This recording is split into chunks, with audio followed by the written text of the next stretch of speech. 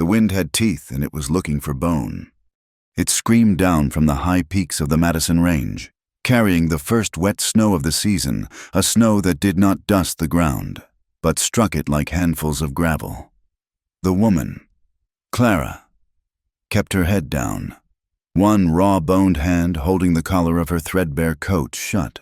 The other clutched the strap of a satchel that held everything she owned. She had been walking since dawn, following a creek bed that the man in the last town, a town that was little more than a muddy crossroads with a saloon and a sour-faced smithy, had pointed her toward. Monroe's land starts where the pines grow thick as dog hair. The man had spat, not meeting her eye. But he don't take to visitors. He don't take to nothing. Clara had nothing left but the trail. Missouri was 1,000 miles and a lifetime behind her. The refuge had run out of funds, and the matron had given her a last heel of bread, a letter, and a whispered prayer. Now, the bread was gone. The prayer felt thin in the face of the rising gale. She stumbled through the snow-choked brush and saw it. It was not a cabin, it was a fortress, built of massive, dark-felled logs. The homestead stood like a rock against the wind. It was a 2-story structure, large and imposing, with a steep roof to shed the heavy snows and a stone chimney that belched a defiant plume of gray smoke. A solid fence, built more to keep the world out than to keep stock in, circled the main house and a large, sturdy barn. The place did not look welcoming. It looked permanent. It looked like a scar on the land that refused to heal over. She pushed through the final line of trees, her boots sinking deep into the fresh drift, and made her way to the heavy gate. There was no bell, no knocker. She stood there, breathing fog, her body trembling so hard her teeth ached. She waited, too weak to call out, hoping the smoke from the chimney meant life. The door of the main house opened. He emerged not like a man, but like a piece of the mountain breaking free. Elias Monroe was taller than she had expected, broad in the shoulder, and wrapped in a heavy buffalo coat that made him seem even larger. A dark beard, thick with frost, covered the lower half of his face. His eyes, under the brim of a stained hat, were the color of the sky before a blizzard, a flat, unforgiving gray. He stood on the porch, a rifle held loosely in one hand, and just watched her.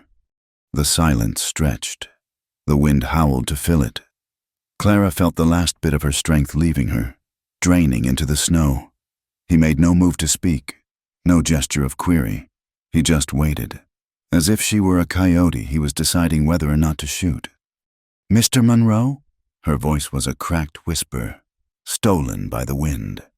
He did not answer. He just stared. I am looking for Mr. Elias Monroe." "You found him." His voice was a low rumble, rough from disuse.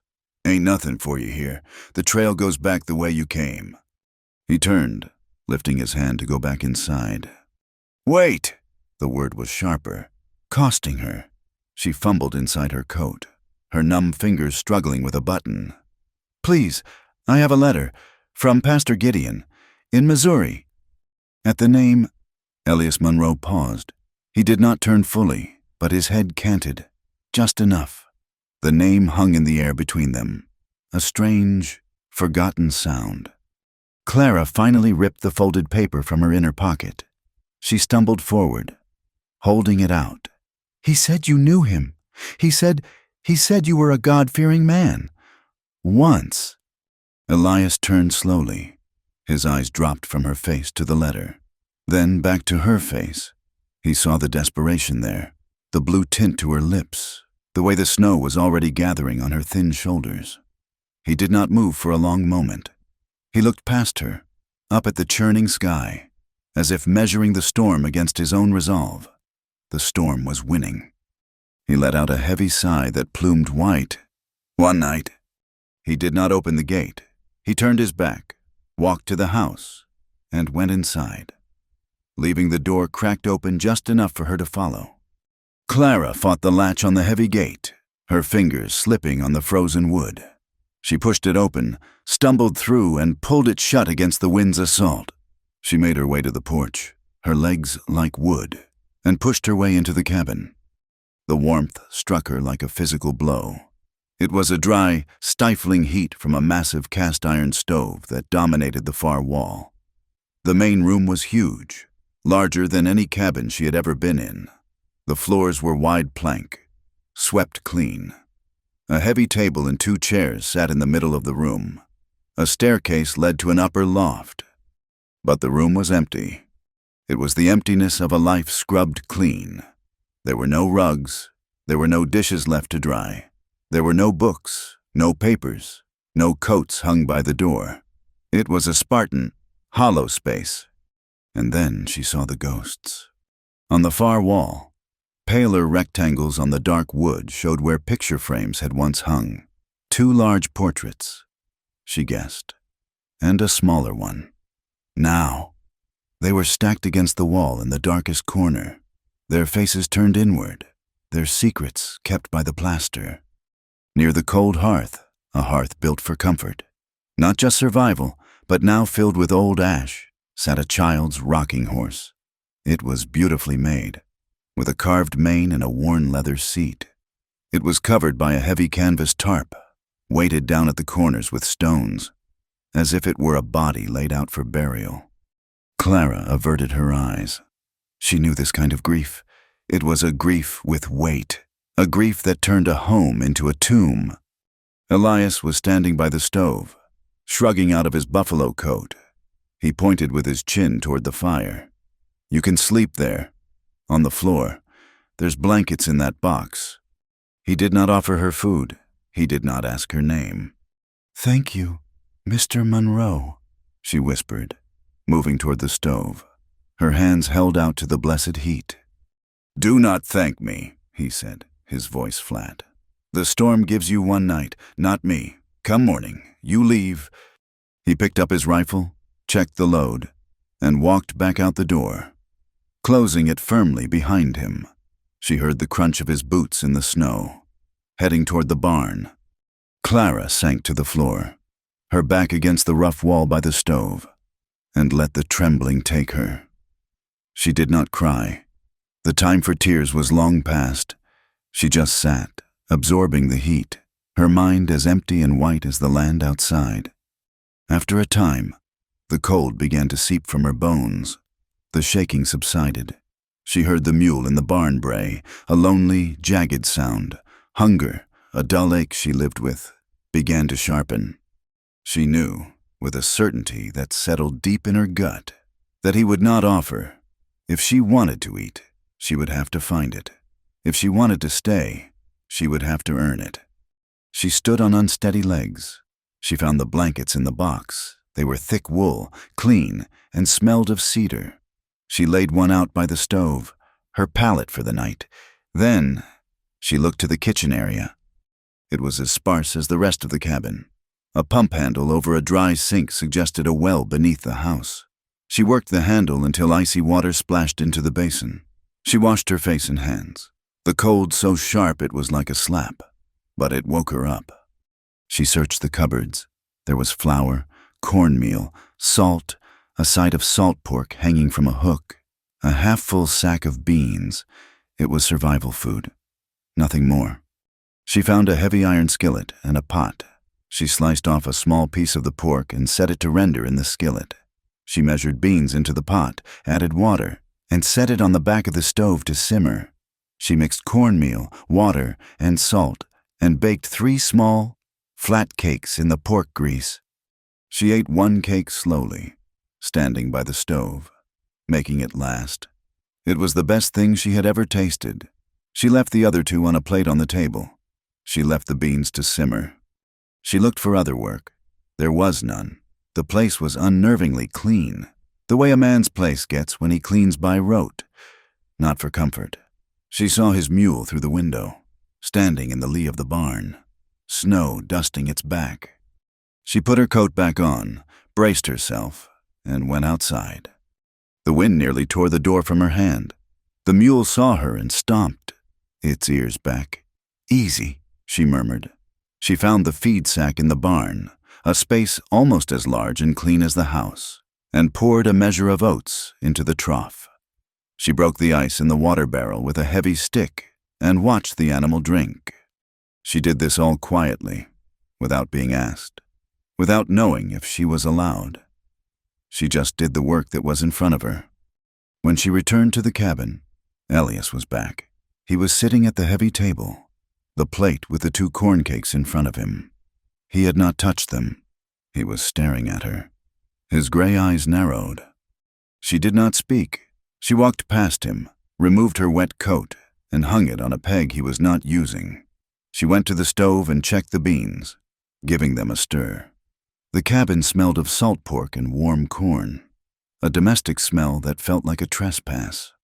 "You fed the mule," he stated. It was not a question. "Yes, sir. It seemed hungry." "I feed my own stock." "I'm sure you do." She kept her back to him. "The beans will be soft in an hour or so." He was silent. She could feel his stare on her back. This was the thing that unsettled him. He was used to women who wept, or women who bartered, or women who demanded. He had been approached by widows from town, by hopeful daughters of ranchers, all looking at his land, his large house, his rumored wealth.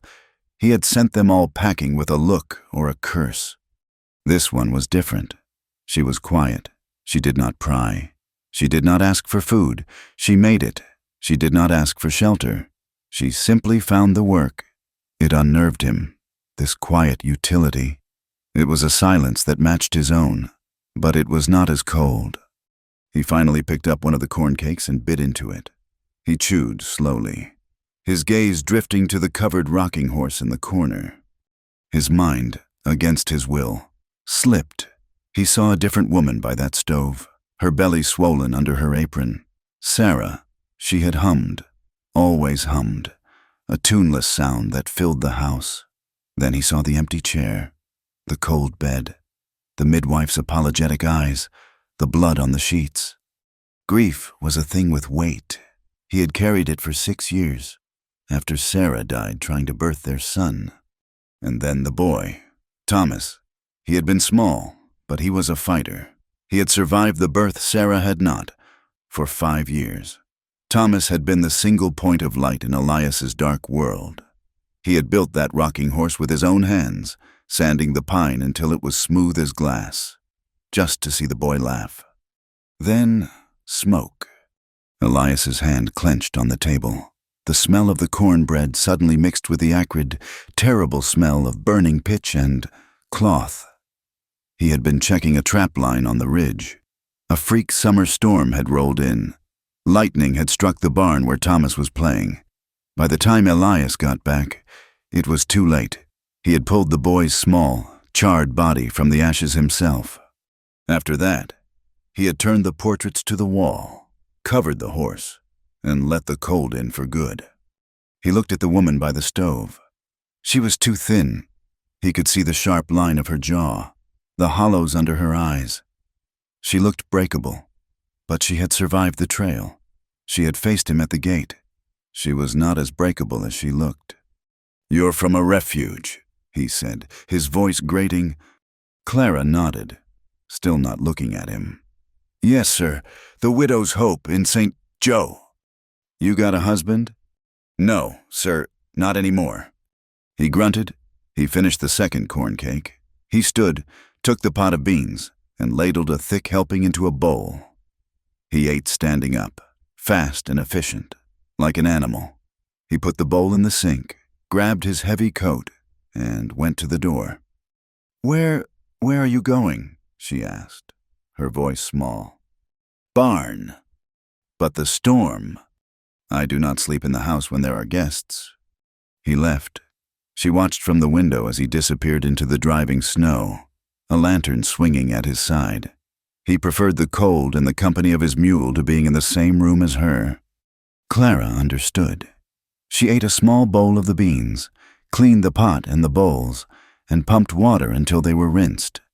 She banked the fire in the stove, making sure it would last the night, and then curled up on her blanket. The floor was hard, but the warmth from the stove was a mercy. She fell into a tense, exhausted sleep, But sleep did not bring peace. Her dreams were cold.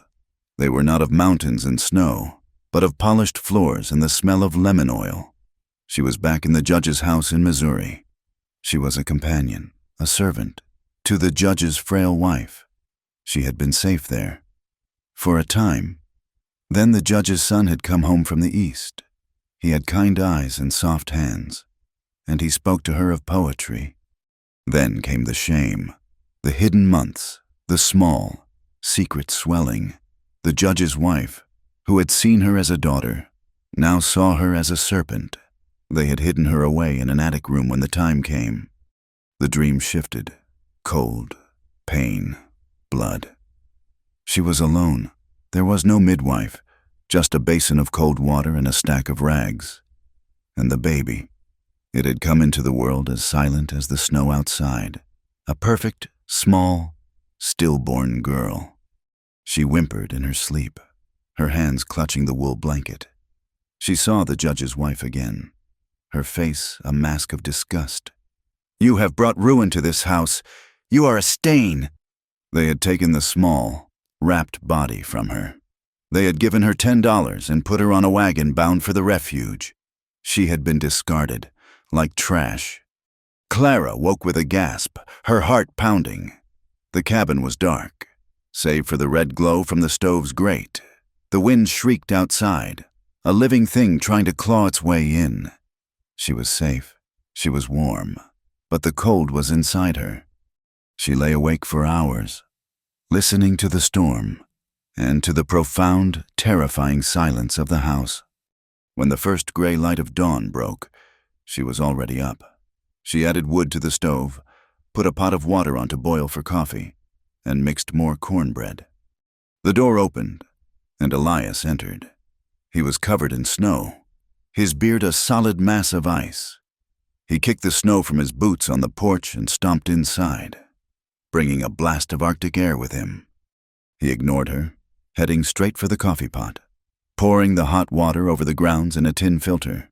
He poured a cup, black and bitter, and drank it standing. Clara set a plate with 2 fresh corn cakes on the table. He glanced at it, then at her. She was pale, her eyes shadowed with her nightmares, but she was dressed and her hair was combed. "The storm's worse," he said. "Drifts are 4 feet deep at the barn door. Trail's gone." Clara's heart sank. I can go. I can try." He gave a short, harsh laugh. "You'd be dead in 20 minutes. You cannot leave."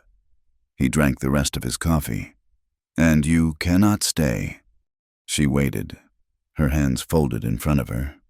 He paced the room, from the door to the covered horse, then back. He was a caged bear. He stopped and stared at her, his gaze intense, measuring. "You can work?" he demanded. "I can—" "Not mending and cooking. I mean work, splitting wood, hauling water, skinning. Can you handle the cold? Can you handle the quiet? Can you handle being hungry?" "I can," she said, her voice quiet but firm. He grunted. He walked to the corner and pulled a heavy percussion rifle from the wall. He tossed it to her. Clara stumbled, catching the heavy weapon before it hit the floor. It was heavy, the metal cold as ice. "You know how to use this?" "No, sir." "You will." He pulled his coat back on. 3 days. The storm is supposed to break in 3 days. I give you that long to prove you are not a burden. You prove you can survive here, that you can pull your own weight and then some. You do not, and when that trail is clear, you walk it. He paused at the door, his hand on the latch. "And know this is not a charity house. This is not a refuge. Do not expect kindness from me. Do not expect warmth. You will get shelter, and you will get your share of the food you help find. Nothing else." He opened the door. The wind raged. "Get your coat. The lesson starts now." The hours that followed were the most brutal of Clara's life. The wind cut through her thin coat, and the wet snow soaked her boots until her feet were numb. Aching things. He made her stand in the lee of the barn, holding the heavy rifle until her arms screamed. He was a harsh teacher, cold and impatient. "Hold it tight," he commanded, his voice sharp over the wind. "To your shoulder. Tight. If you hold it loose, it will break your bone." He had to adjust her stance. He put his hands on her, one on her shoulder, one on her arm. His grip was like iron, his hands huge and calloused, even through her coat. She flinched, but he just shoved her arm into place. "Do not flinch. Flinching gets you killed."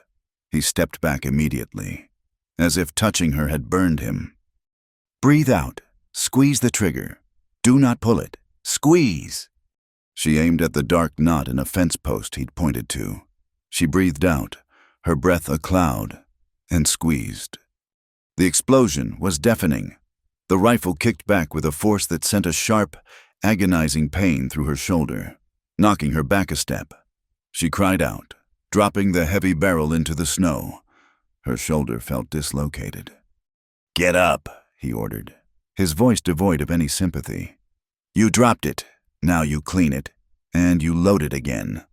She wanted to weep, from the pain, from the cold, from the sheer hopelessness of it. But she looked at his face, hard as the frozen ground, and she saw no mercy. There was only the test. Biting her lip against the pain, Clara bent down. She picked up the rifle. She loaded it, her fingers clumsy and raw, fumbling with the powder and the patch. It took her 3 tries. She lifted it, settled the stock against her bruised shoulder, and fired again. This time, she was ready for the kick. She held her ground. The shot went wide, but she did not fall. She did it again and again, until the powder was gone and her shoulder was a mass of fire. He watched her, his expression unreadable. "You are steady," he said. It was the closest thing to a compliment he had offered. That night, they sat at the table and ate beans and the last of the salt pork in silence. The storm howled. After, Elias rose. He went to his woodpile by the door and picked up an armload of split pine. He walked past the stove, toward the dark corner where the portraits hid. Then he stopped. He stood there a moment, his back to her, before walking back and dropping the entire load of wood by her sleeping pallet. He did not look at her. He just said, "The fire is your job. Do not let it go out." He went to the barn without another word. Clara stared at the wood. It was twice as much as she would need for the night. She sat by the stove, rubbing her bruised shoulder. Her eyes fell on his work gloves, tossed on the table. They were thick hide, but the seam on the right thumb was split, and the knuckles were worn through. She could see the dried blood on the inside from where his skin had cracked in the cold. She found her satchel and took out her small mending kit. The needle was cold, her fingers stiff, but she threaded it. She picked up his glove. It was huge, heavy, and stiff with sweat and snow. It smelled of pine and animals and cold iron. She turned it over in her small hands. By the light of the stove, with the wind screaming its lonely song outside, Clara began to sew. The stitches were small, tight, and neat, a line of dark thread, pulling the torn edges of his world back together. The 3-day trial ended, but the storm did not. It settled on the mountain like a shroud.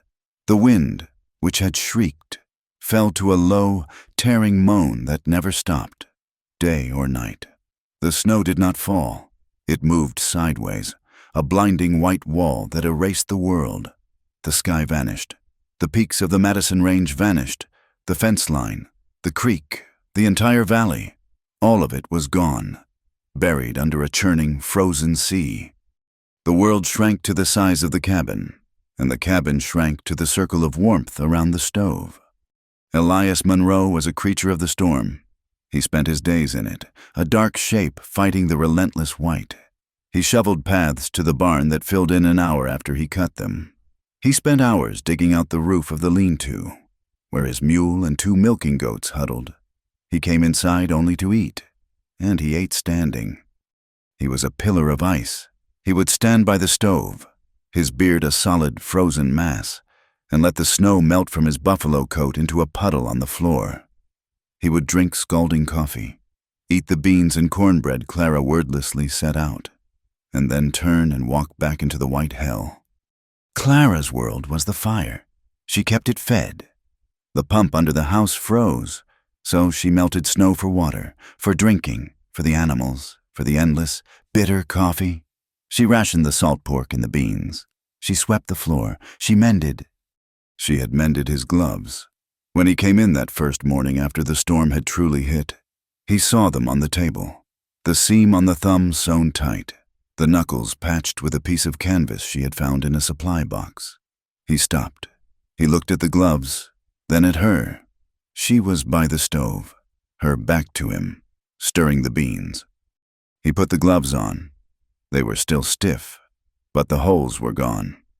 He did not say thank you, but he stopped sleeping in the barn. The cold in the barn had become a killing cold.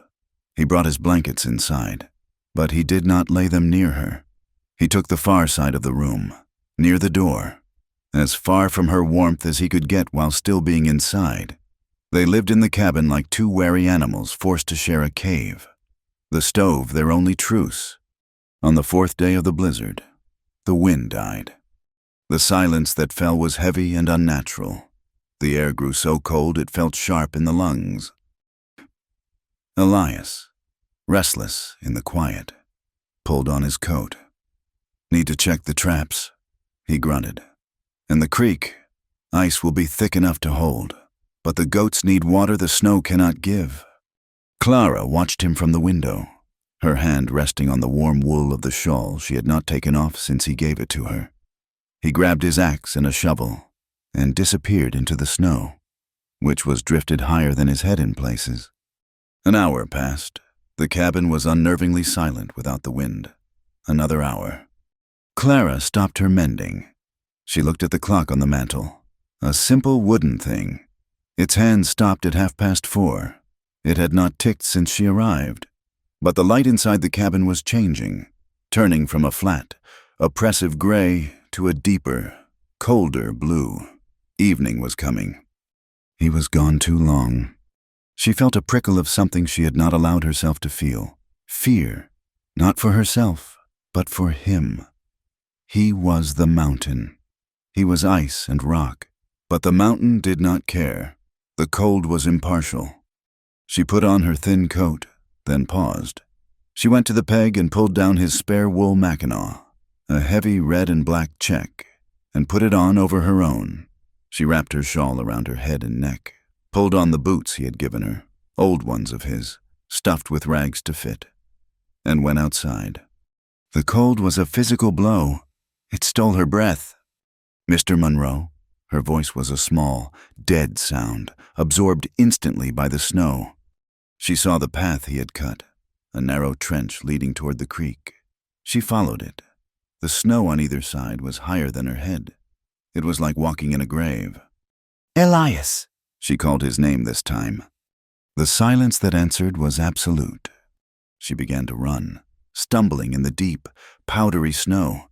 She came to the end of his path and saw the creek bed below, a long, white depression, and she saw his shovel, lying on the snow near a dark, jagged hole. "No! Oh, God, no!" She scrambled down the bank, falling to her knees. The hole was a patch of black, churning water in the white crust of the frozen creek. She saw him. He was in the water, clinging to a shelf of ice, his arms rigid. His heavy buffalo coat, saturated, was pulling him down. His head was bowed, his hat gone. He was not fighting. He was just holding on, the last of his strength warring with the cold. "Mr. Monroe! Elias!" He lifted his head. His eyes were dull. His beard was encased in fresh ice. "Clara!" His voice was a choked whisper. "Coat, heavy." "Hold on! Just hold on!" She lay flat on the snow-covered ice, trying to reach him. Her fingers brushed his, but he was too far out. The ice groaned under her slight weight. "The shovel!" she yelled. Scrambling back, she grabbed the heavy shovel. "Grab it! Grab the handle!" She pushed it out to him. His frozen hands, clumsy in their mended gloves, tried to grip the wood. He missed. "Again!" she screamed, her voice cracking. "Grab it!" He lunged, a desperate final movement, and caught the handle. "Pull!" She dug her heels into the snow crust and pulled with all her strength. Her bruised shoulder felt like it was being torn from its socket. He was a dead weight. The ice he was on gave way, and he fell deeper, his weight coming fully onto the shovel. Clara cried out, sliding forward, the edge of the bank crumbling. She was going to go in with him. "No!" She jammed her boots against a half-buried rock, angled her body, and heaved. She did not pull with her arms. She pulled with her legs, her back, with the terror that had lived in her for a year.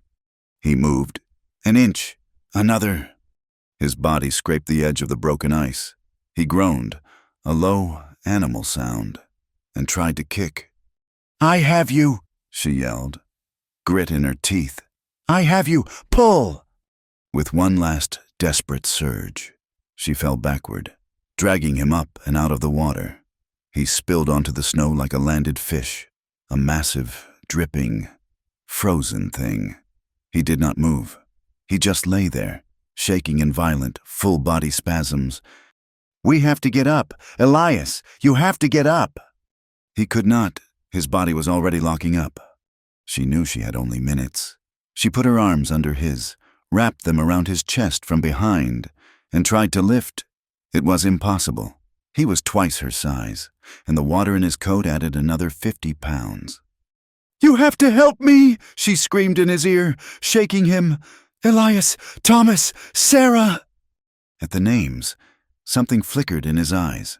He groaned and tried to move, to get his legs under him. It was enough. She dragged him. She fell. She got up.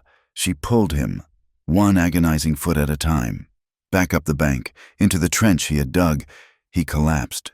She pulled him again. It was 100 yards. It felt like a mile. By the time she hauled him onto the cabin porch, she was sobbing, not from grief, but from exertion. She kicked the door open and dragged him inside, onto the floor, into the warmth. He was a block of ice. His clothes were already freezing solid in the cold air. "The fire!" she gasped, running to the stove and throwing the door open. She stuffed it with kindling and split pine, heedless of their rations. The fire roared. She ran back to him. His lips were blue. The shaking was so violent his teeth rattled like dice. "We have to get these clothes off." She pulled at the buffalo coat. It was frozen stiff. She could not unbutton it. She ran to the wall, grabbed his heavy skinning knife, and began to cut. She cut the laces of the coat. She cut the thick wool shirt beneath. She cut his trousers, the frozen denim tearing under the blade.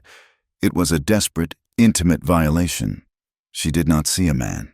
She saw a life she was refusing to let go. She cut away the layers until he was bare, his skin a mottled, terrifying blue-white.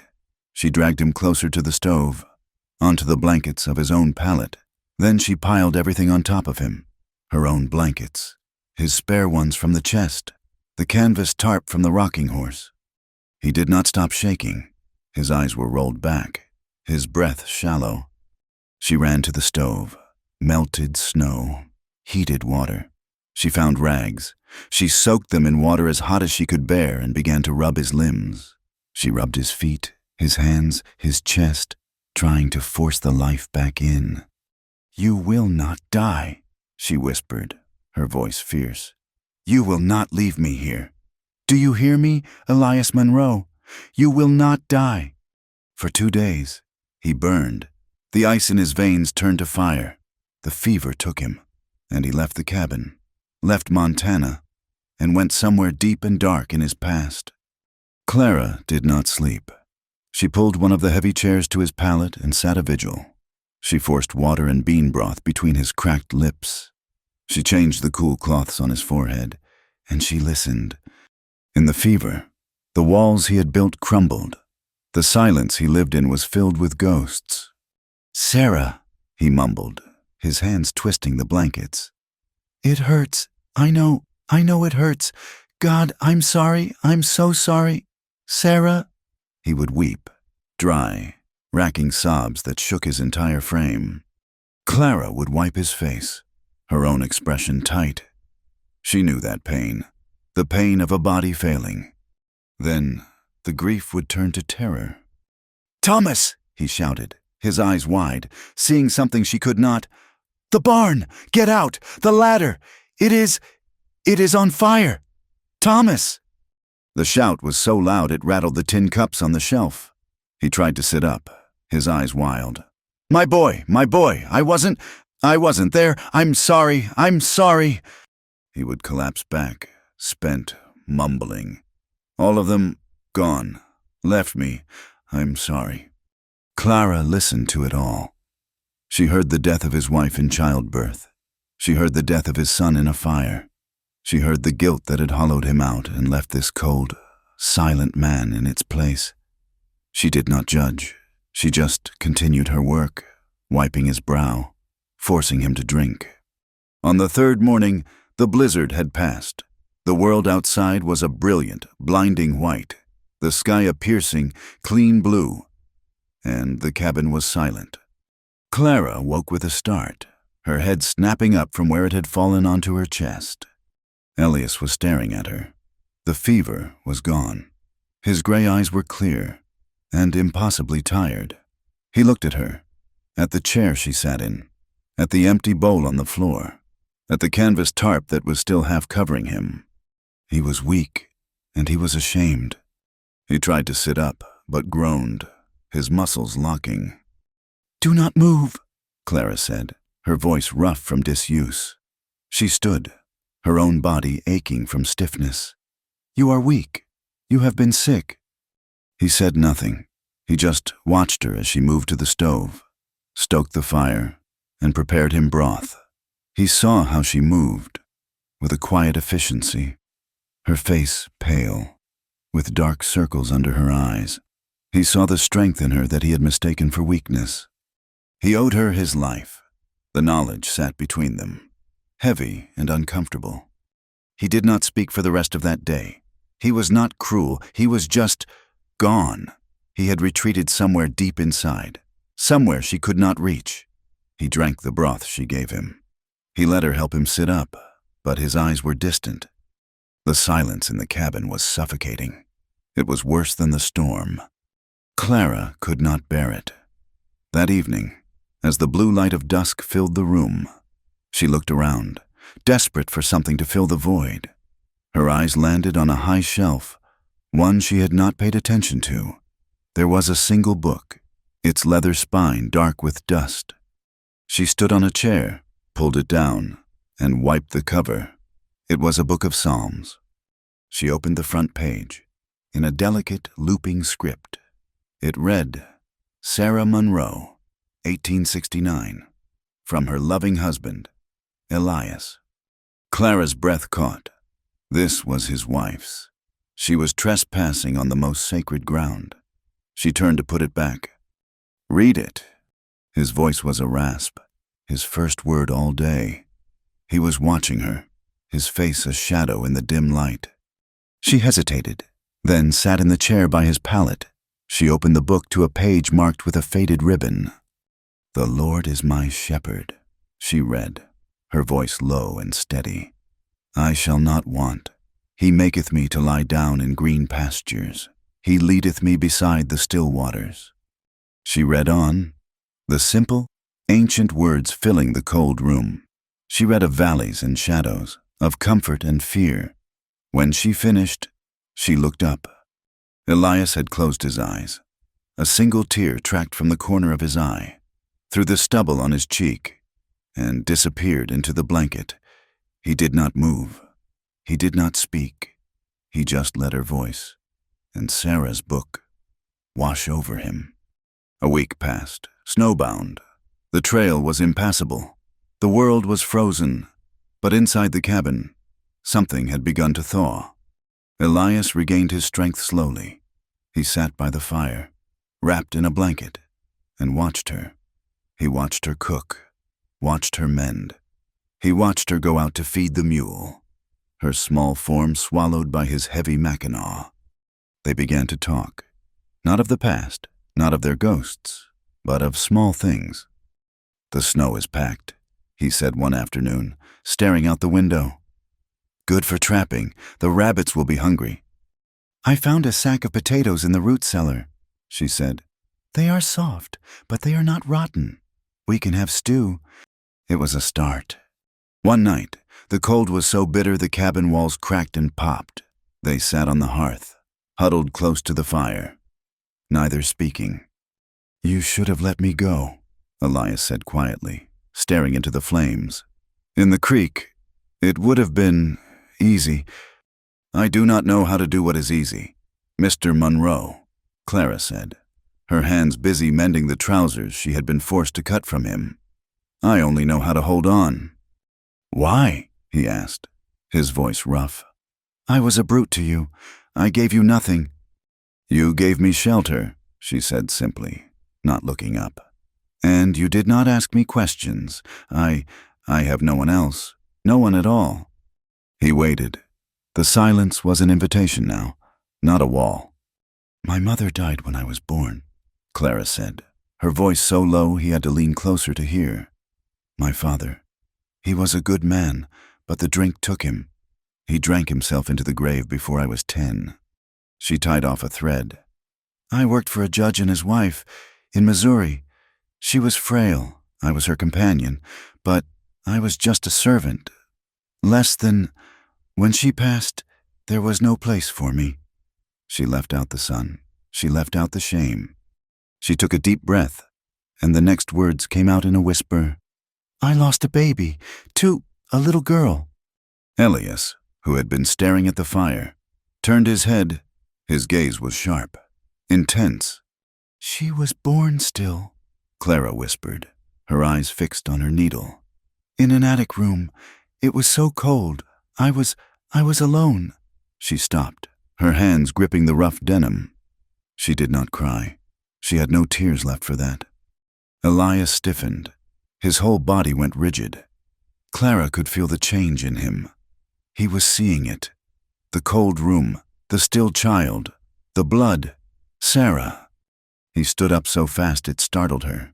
She flinched, expecting him to yell, to tell her to be silent, to banish her to the other side of the room. He stood over her for a long moment, a huge, dark shadow against the firelight. Then, slowly, he walked to the other side of the hearth. He sat down on the stones, his back to the wall. He did not sit next to her, but he did not leave. He just sat, staring into the fire, his hands clenched on his knees. He did not speak. He did not offer comfort. He just stayed, sharing the vast, cold space of their mutual grief. 2 nights later, the air was warmer. Elias seemed restless.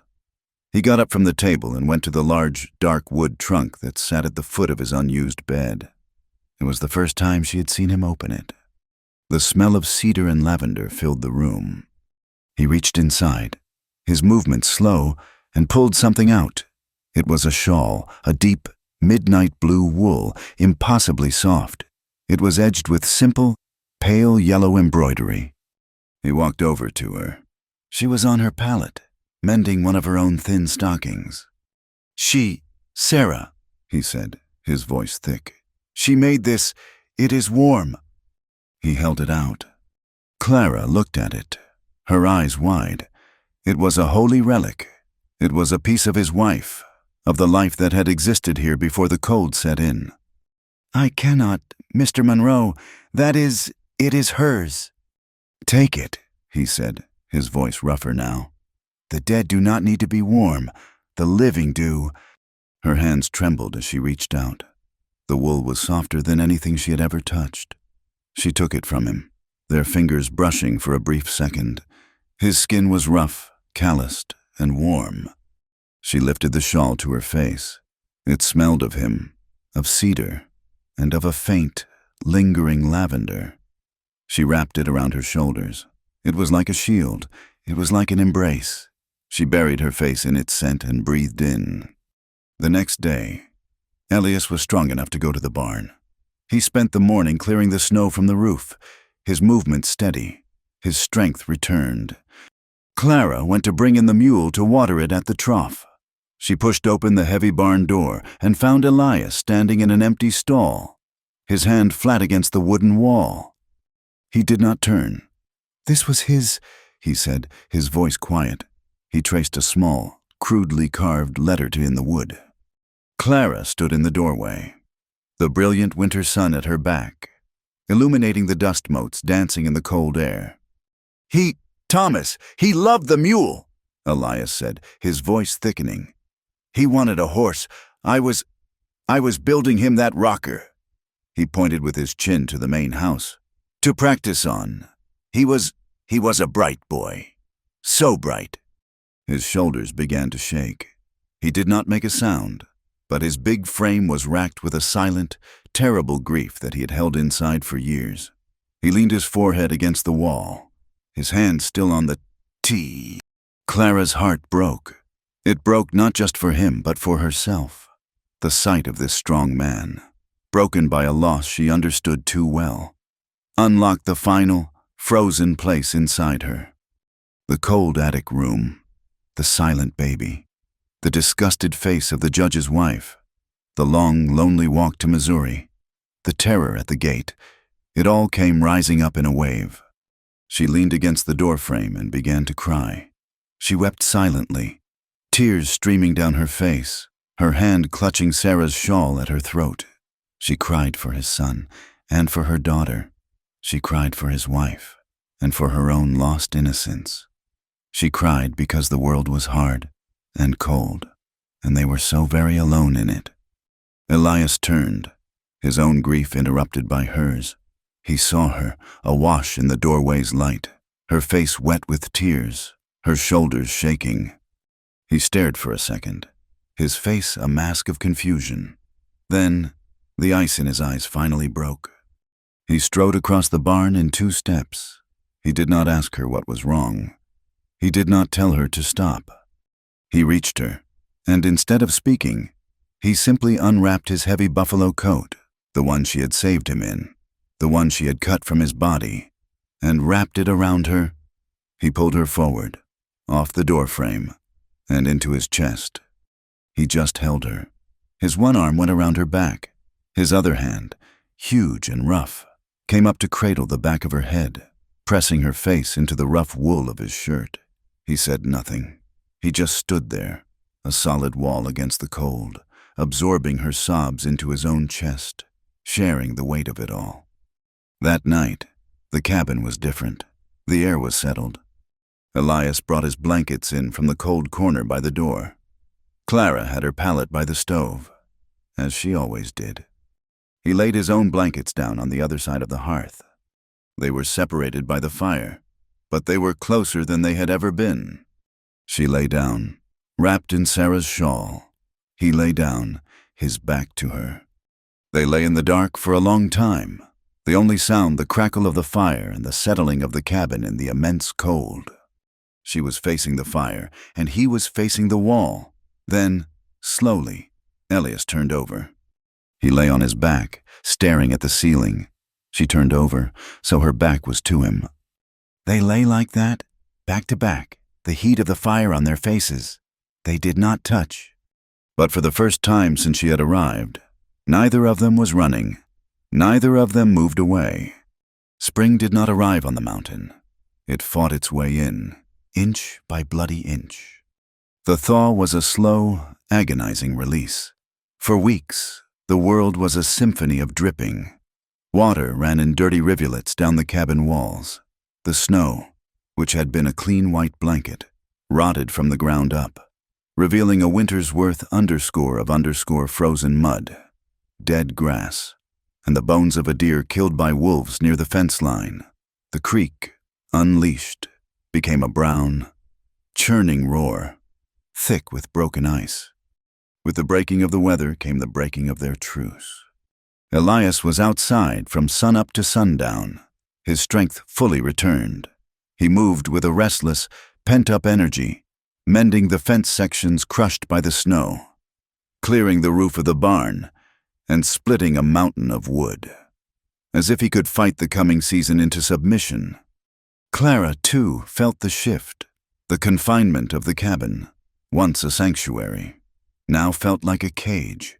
She aired out the blankets, scrubbed the floors with ash and water, and spent hours staring at the newly revealed trail, a muddy, treacherous ribbon leading back to a world she had fled. The 3-day trial was long forgotten, buried under the blizzard, but the question of her presence, unspoken for months, now hung in the damp air.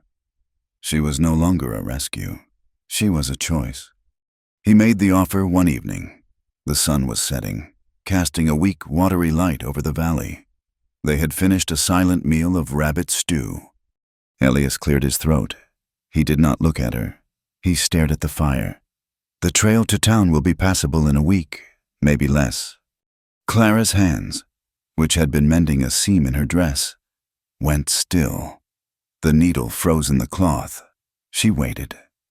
A trader will be up, he continued, his voice a low rumble. You could ride with him back to Bozeman, find passage from there, back to Missouri, or wherever you aim to go. She did not breathe. This was it, the polite dismissal. She had survived the winter, and her usefulness was at an end. She nodded, her gaze dropping to the floor. I understand. I have no money to pay the trader, but I can work my passage. Or, he said, still not looking at her. She looked up. Or, he said again, the ground by the south fence line gets good sun. It's been fallow for a long time. It will need to be broken and tilled if anything is to grow. He finally turned his head, his gray eyes meeting hers. That is a woman's work. I do not have time for it. It was not a request. It was not an invitation. It was a statement of fact. A patch of land needed work. She was there. It is your land, she said, confused. I am offering you shelter, he said, his voice flat, cutting off any path to sentiment. That patch of ground and a share of the food. You will pull your weight. It is not marriage. It is not kindness. It is survival, same as the storm. He was offering her a place, not a home, but a place, a piece of ground to tend. Clara looked at his hard face, at the walls of the cabin that had saved her, and at the treacherous world waiting down the trail. She thought of the cold attic room, of the matron's pitying eyes, of the gnawing, endless hunger. Here, the hunger was just as real, but the work was honest. I accept, she whispered. Elias grunted. He stood, grabbed his coat, and went to the barn. The arrangement was sealed. 2 weeks later, the mud firmed up and the first pale green shoots of grass appeared on the ridges. With them came Jedediah Stone. He was a large, loud man with a beard the color of rust, and he rode a train of 4 mules laden with supplies. He was the world intruding, and he brought coffee, salt, new traps, and gossip. Elias met him at the gate, his face impassive, trading a winter's worth of prime beaver and wolf pelts. Clara stayed inside, as was proper, but she brought out a tin cup of hot coffee for the trader. Well, thank you kindly, ma'am, Jed boomed, his eyes taking her in with open curiosity. He looked from her to the cabin, then to Elias, and a knowing smile touched his lips. Monroe, you stubborn ox. Looks like the mountain ain't as cold as it used to be. Elias just pointed to a stack of pelts. The price for the salt? Same as always, Jed said, turning back to his business. As they bartered, he talked, his voice carrying into the cabin where Clara was sorting the new sack of beans. He spoke of the railroad, of trouble with the Crow, of a dry spell down in Wyoming, and then he spoke of Missouri. Strangest thing, back in St. Joe, Jed said, tying a sack of flour onto a mule. Town's all stirred up. You ever hear of a Judge Sterling?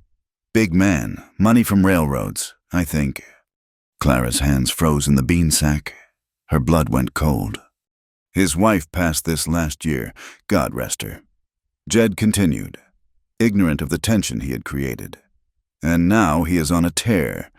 He's put the word out. Claims some girl who worked for him, A companion to his wife, brought ruin to his house. A moral stain, he's calling it. Elias, who had been counting traps, slowly straightened. He did not look at the cabin. He looked at Jed. "Oh, it is a juicy one," Jed said, warming to the tale. "He claims she, well, seduced his own son. The boy's been sent east, and the judge is claiming the girl was a thief, a seductress, a real Jezebel. Says she corrupted his whole household." Clara leaned against the wall, her hand over her mouth. She felt faint, a stain, a moral stain, the words from her nightmares. "Why you telling me this, Jed?" Elias asked, his voice low. "Well, here's the thing," Jed said. He finished his work and walked closer to Elias, lowering his voice, but not enough. "He is offering money, a reward, for her return, $100. Monroe, just for information on where she is. And he has hired a man, a hard case, to track her. Name of Prentice, a man who gets paid to find people who do not want to be found." Jed glanced past Elias toward the cabin, where Clara was a shadow in the doorway. "Just word to the wise. Prentice was asking about trails west, asking about refuges, churches, places a woman alone might run. It is a nasty bit of business. A man with that much money and that much of a grudge. He will not stop." Elias threw a final pelt onto Jed's pile. "You have your trade. Get your mules off my land." The boom in his voice startled Jed. "No offense meant. Monroe, just passing the news." "Pass it somewhere else." Jed, seeing the storm in Elias's eyes, quickly gathered his reins. "Until the summer. Then—" He tipped his hat toward the cabin. "Ma'am," and led his mules down the trail. For a long time after he was gone, Elias did not move. He stood by the gate, his back to the house, staring down the trail Jed had taken. The outside world had found them. When he finally came inside, the fragile peace of the past weeks was shattered. He was a different man. The walls were back up, higher and thicker than before. He did not look at her. He did not ask her if the story was true. He did not ask her anything. He picked up his axe and went to the woodpile. Clara watched through the window as he attacked the wood, the axe rising and falling with a violent, punishing rhythm. He was not chopping wood for the fire. He was splitting it to fragments, working through a rage that had no voice. He was angry at her for bringing this, angry at the judge for sending it, angry at the world for intruding. Clara felt the old, familiar cold seep into her bones. She had been a fool to feel safe. There was no safety. She was a stain, and she had brought her filth to the one clean place she had ever known. She had put this man, Elias, in the path of a man like Prentice. She had put his home, his land, his grief, at risk. She would not do it. She would not be his ruin. She waited all day. He did not speak to her. He ate his dinner standing, then went to the barn. He was sleeping there again. The rejection was as sharp as a blade. That night she packed. It did not take long. She had almost nothing. The dress she wore, her old, cracked boots. She folded the pair of mended stockings and put them in her satchel. She saved a piece of cornbread from dinner. She looked at the cabin, at the sturdy table, at the pump, at the stove that had saved her. Her gaze fell on the deep blue shawl, Sarah's shawl, which she had left folded on her pallet. She could not take it. It was not hers. It belonged to the ghosts, to the life she had briefly trespassed on. But as she reached for the door, the memory of the cold attic room, of the stillness, overwhelmed her. She turned back, grabbed the shawl, and pressed it to her face. Breathing in the scent of cedar and safety, she stuffed it into her satchel. It was a theft, but she could not leave it. She waited until the moon was high and the cabin was steeped in the silence of the deep mountains. She eased the door open, the leather hinges whispering, and slipped out. The night was cold, The thaw had frozen over, a thin crust of ice on the mud.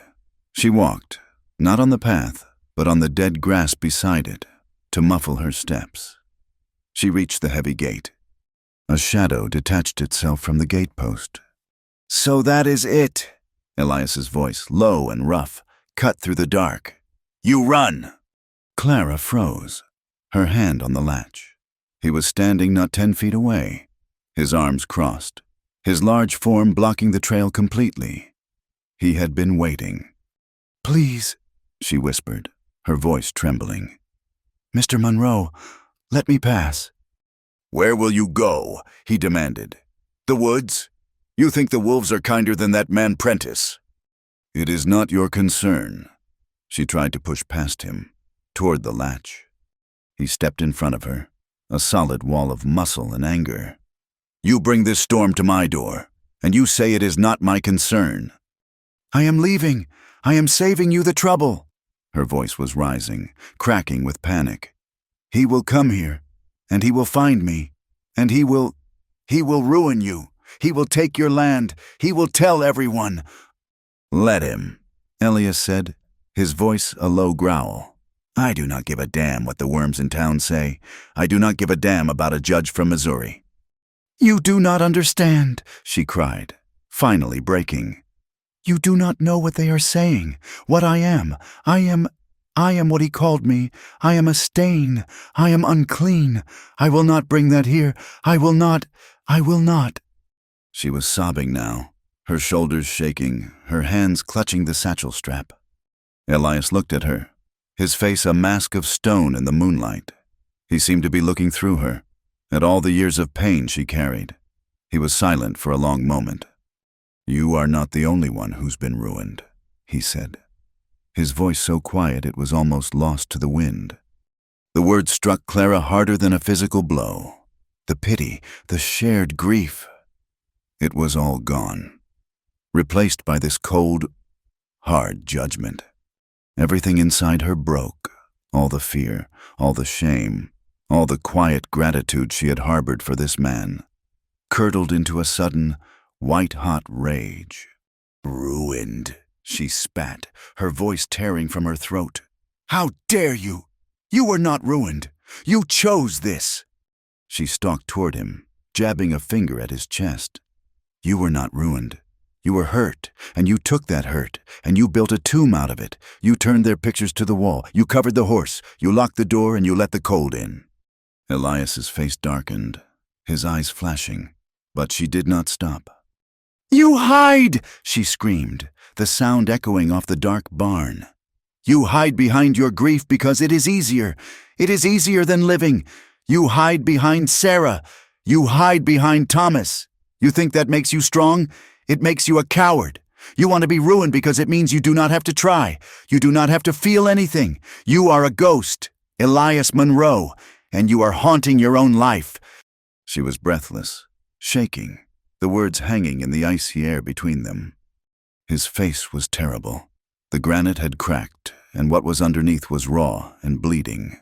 He was wounded, and he lashed back, striking at her with the only weapon he had, her own truth. "And you," he snarled, leaning down, his face close to hers. "You flee. You think that is better. You flee the judge. You flee the past. You flee me." He jabbed his own finger, not at her, but at the trail. "You think running solves it? You think disappearing into the mud fixes what is done? You run from that attic room. You run from that baby. You run from responsibility. You are running from the shame." "I am not your responsibility," she screamed, shoving him, though it was like shoving a tree. "No," he roared. "You are just a fool, running from a fight you have already lost." The cruelty of his words struck her silent. The fight went out of her, replaced by the vast, hollow cold. He was right. She was a fool. She was ruined. She stared at him, tears freezing on her face. Then, with a strangled sob, she turned. She did not take the trail. She shoved past the gatepost and ran, scrambling up the dark, muddy hillside, into the trees, away from him, away from the cabin, away from everything. Elias did not follow. He stood, his chest heaving, and watched her disappear into the darkness. The sound of her sobs faded, replaced by the wind in the pines. He stood there for an hour, the cold seeping into his bones. Then, his face a mask of iron, he turned and went into the barn, slamming the heavy door behind him. The night wore on. The moon set. The air grew colder, a sharp, biting frost settling over the land, freezing the mud hard as rock. Inside the barn, Elias did not sleep. He sat on a hay bale, his hands clenched, her words echoing in his head. "You hide. You are a coward." He thought of the creek, of the ice breaking, of her hands, raw and bleeding, pulling him out, of her voice, reading from Sarah's book. "You flee responsibility." His own words tasted like ash. He stood. The frost was thick on the barn window. It was a killing frost. She was out there, in her thin coat. He grabbed a lantern and his heavy buffalo coat. He left the barn and went to the cabin. It was cold. The fire he had not banked dying in the stove. Her pallet was empty. He lit the lantern. He went back outside. He followed her tracks. They were easy to find, frozen in the mud, leading up the slope toward the pine-choked ridge. He moved fast, his long legs eating up the ground, the lantern light swinging. He found her near the tree line, at the base of a massive ponderosa pine, its low-hanging branches offering the barest shelter. She had tried to stay awake, but the cold and the exhaustion had taken her.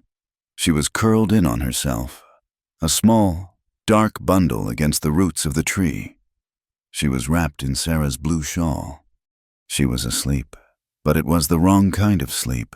It was the sleep that came before the end, the sleep he had almost given into in the creek.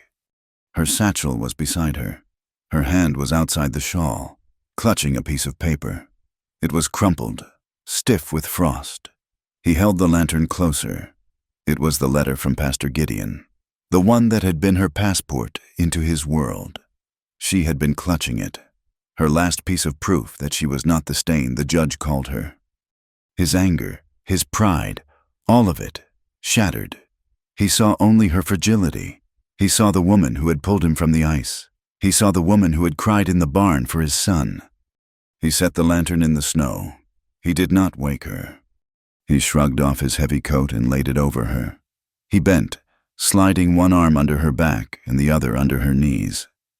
He lifted her. She weighed almost nothing. She whimpered in her sleep, a small, animal sound. "No, please, so cold." "I know," he whispered, his voice thick. "I have you." He carried her down the mountain, back to the dark cabin. The lantern, left behind, cast a lonely circle of light on the snow. He kicked the door open. He did not put her on her own pallet. He carried her to the one he had abandoned by the door, and laid her down. He went to the stove, his movements urgent, and stuffed it with wood, sparking it back to life.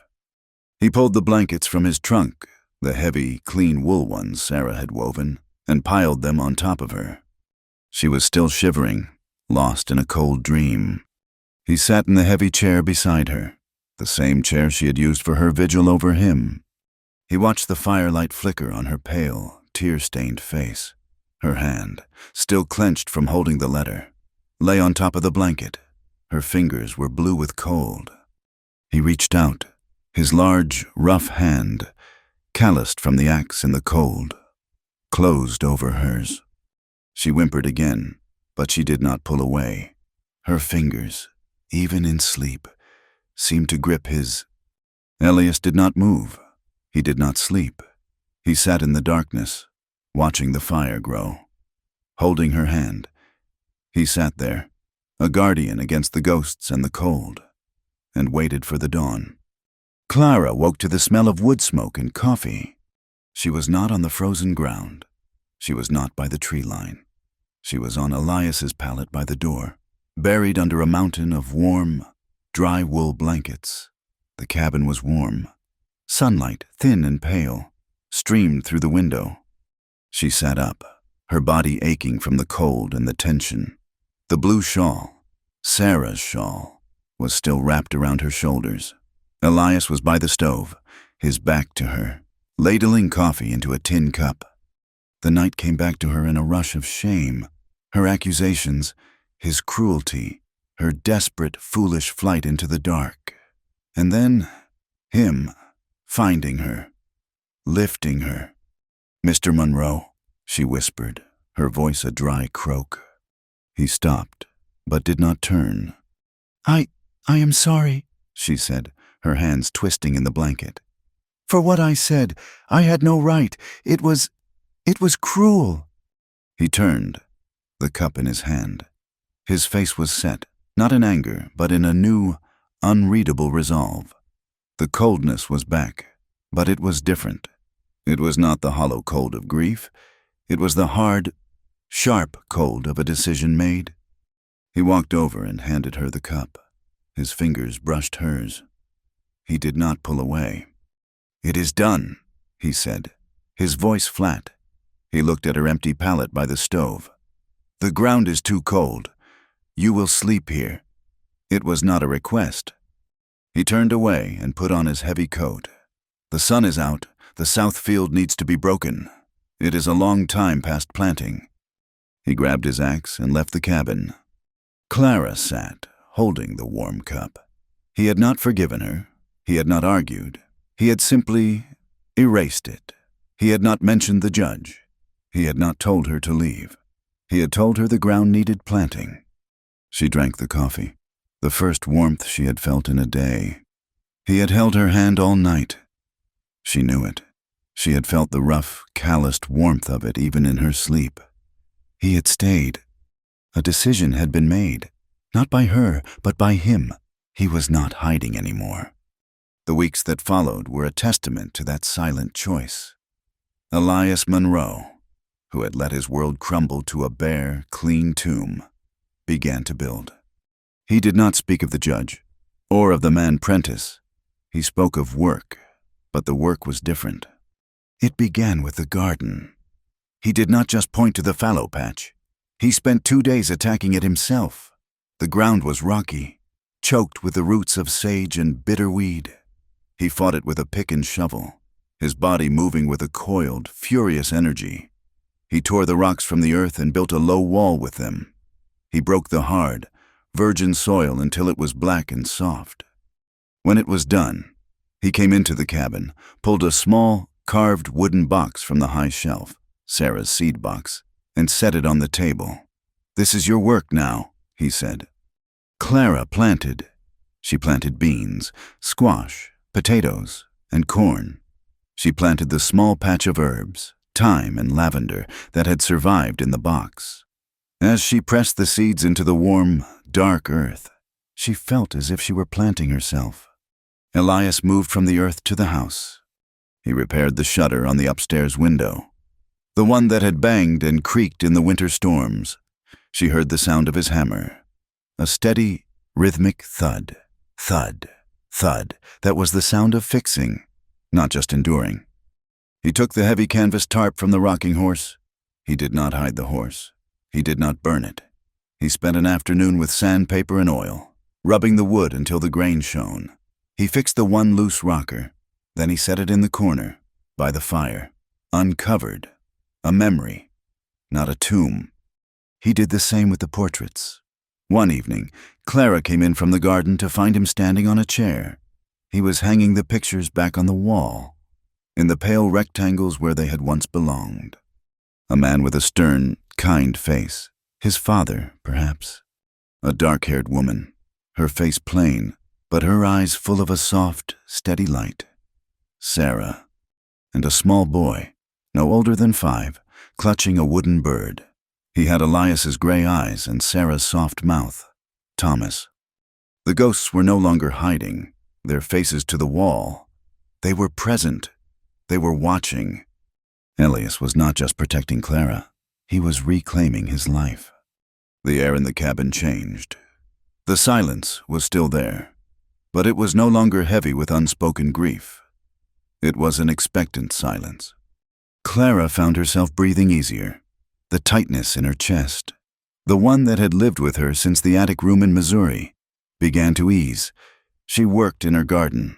She cooked. She mended. And one afternoon, she found herself humming. Elias was on the porch, sanding the top rail. It was work that had no purpose for survival. It was work for a home. He was smoothing the rough, splintered wood. Clara was trying to shoo a chicken out of her new seedlings, the bird darting and flapping with stupid persistence. "Get out of there, you fool bird," she scolded, flapping her apron at it. "That is our supper, not yours." The chicken squawked and ran, only to stop and look back at her. From the porch, Elias's low rumble. "He does not listen. He is a fool." Clara turned, surprised. His back was to her, his hand moving rhythmically with the sandpaper. "He is the most stubborn creature I have ever met," she said, shooing it again. "He learned it from the mule," Elias said, not pausing. A sound bubbled up in Clara's throat. It was foreign, airy, and sharp. She laughed. It was not a small chuckle. It was a real, startled laugh.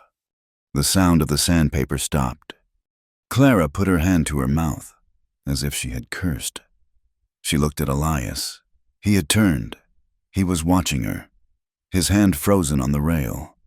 His expression was one of profound stillness.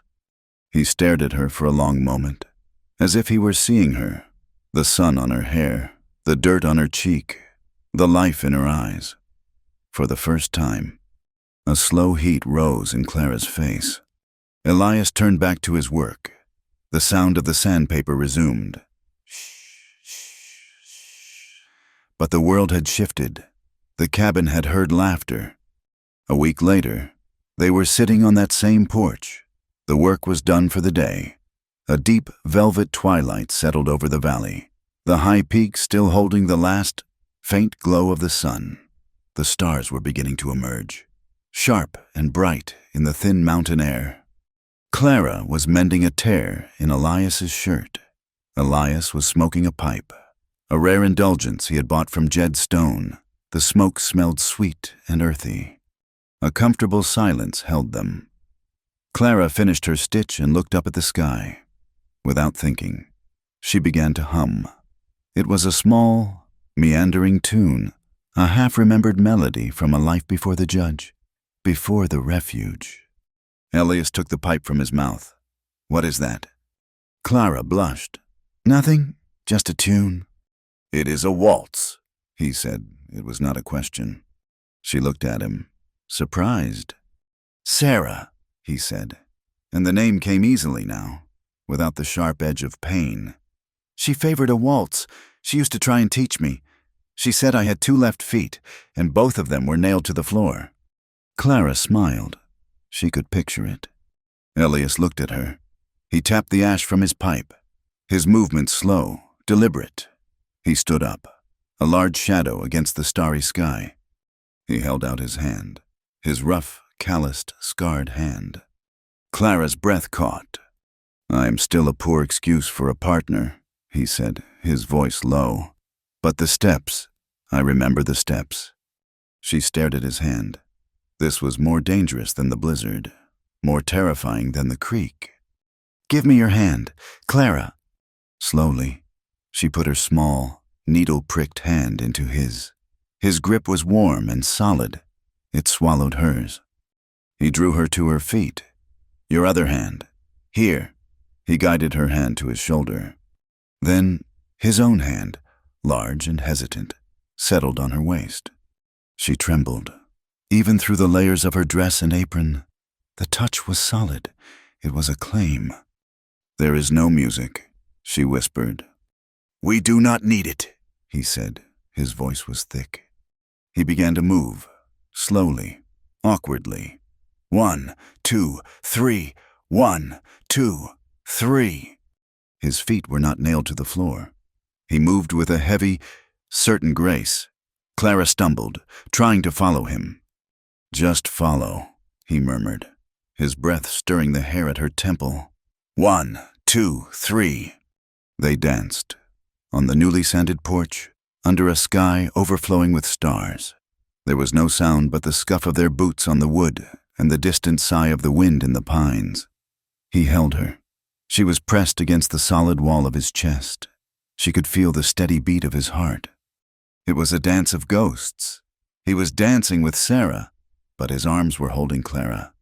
He stopped, abruptly. He stepped back, his hand falling from her waist. Though he did not release her hand, he was breathing heavily, as if he had run up the mountain. The moment was stretched thin, full of things they could not say. "The air is getting cold," he said, his voice a rasp. "We should go in." He released her hand, turned, and went inside, leaving her alone on the porch, her skin tingling where he had touched her. The intrusion came 3 days later. It came on a bright, hot afternoon when the sky was a hard, cloudless blue. Clara was in the garden, tying up the bean vines. Elias was in the barn, mending a piece of harness. She heard it first, the jingle of harness, the clop of hooves. Too many. It was not Jedstone. She stood, her heart turning to ice. Down the trail, just visible past the creek, 2 riders appeared. They were not mountain men. One rode tall and straight, wearing a dark suit and a city hat. The other wore the dusty coat of a lawman, a star glinting on his chest. Clara dropped the handful of bean vines. "No," she whispered. Elias came out of the barn, his rifle held loosely in one hand. He had heard it, too. He saw the riders, and then he looked at Clara. Her face was as white as the snow that had covered them. She started to run toward the cabin, to hide. "Clara!" The voice that boomed across the yard was not Elias's. It was the man in the suit. He had seen her. "You will stand right there, girl. Do not move." Elias moved. He did not run. He walked, deliberately, and stood between Clara and the riders, who had stopped just outside the gate. He did not raise the rifle. He just held it, his thumb resting near the hammer. "You are on private land," Elias said, his voice flat. "I am Judge Sterling, from Missouri," the man said, dismounting. He was a thick man, his face red with sun and anger. "And this is Deputy Grimes. I am here for my property." He pointed a thick finger at Clara, who was frozen behind Elias. "That woman, she is an indentured servant, bound to my household. She fled her contract. She is a thief. She is coming with me." "She is not," Elias said. The judge bristled. "This is a legal matter, you mountain savage. I have a contract." He pulled a folded paper from his breast pocket and waved it. "A marriage contract, signed by her own father, binding her to my son. She is, by law, his wife, and therefore my property to reclaim from, whatever den of sin you are keeping her in." "That is a lie!" Clara cried, stepping out from behind Elias, her terror overcome by rage. "My father would never. I never signed—" "Silence, girl," the judge roared. "You have no right to speak. You will come with me now, or my deputy will arrest this man for harboring a fugitive." The deputy, Grimes, had not dismounted. He was a weary-looking man with tired eyes. He was not looking at the judge. He was staring at Elias. "Monroe," the deputy said, his voice heavy with disbelief. "Is that you, Elias Monroe?" Elias met the man's gaze. "Grimes, you are a long way from Virginia City."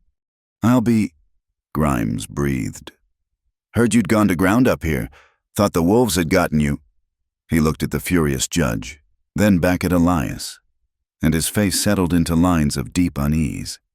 "Elias, the judge here. He has a writ. It looks legal."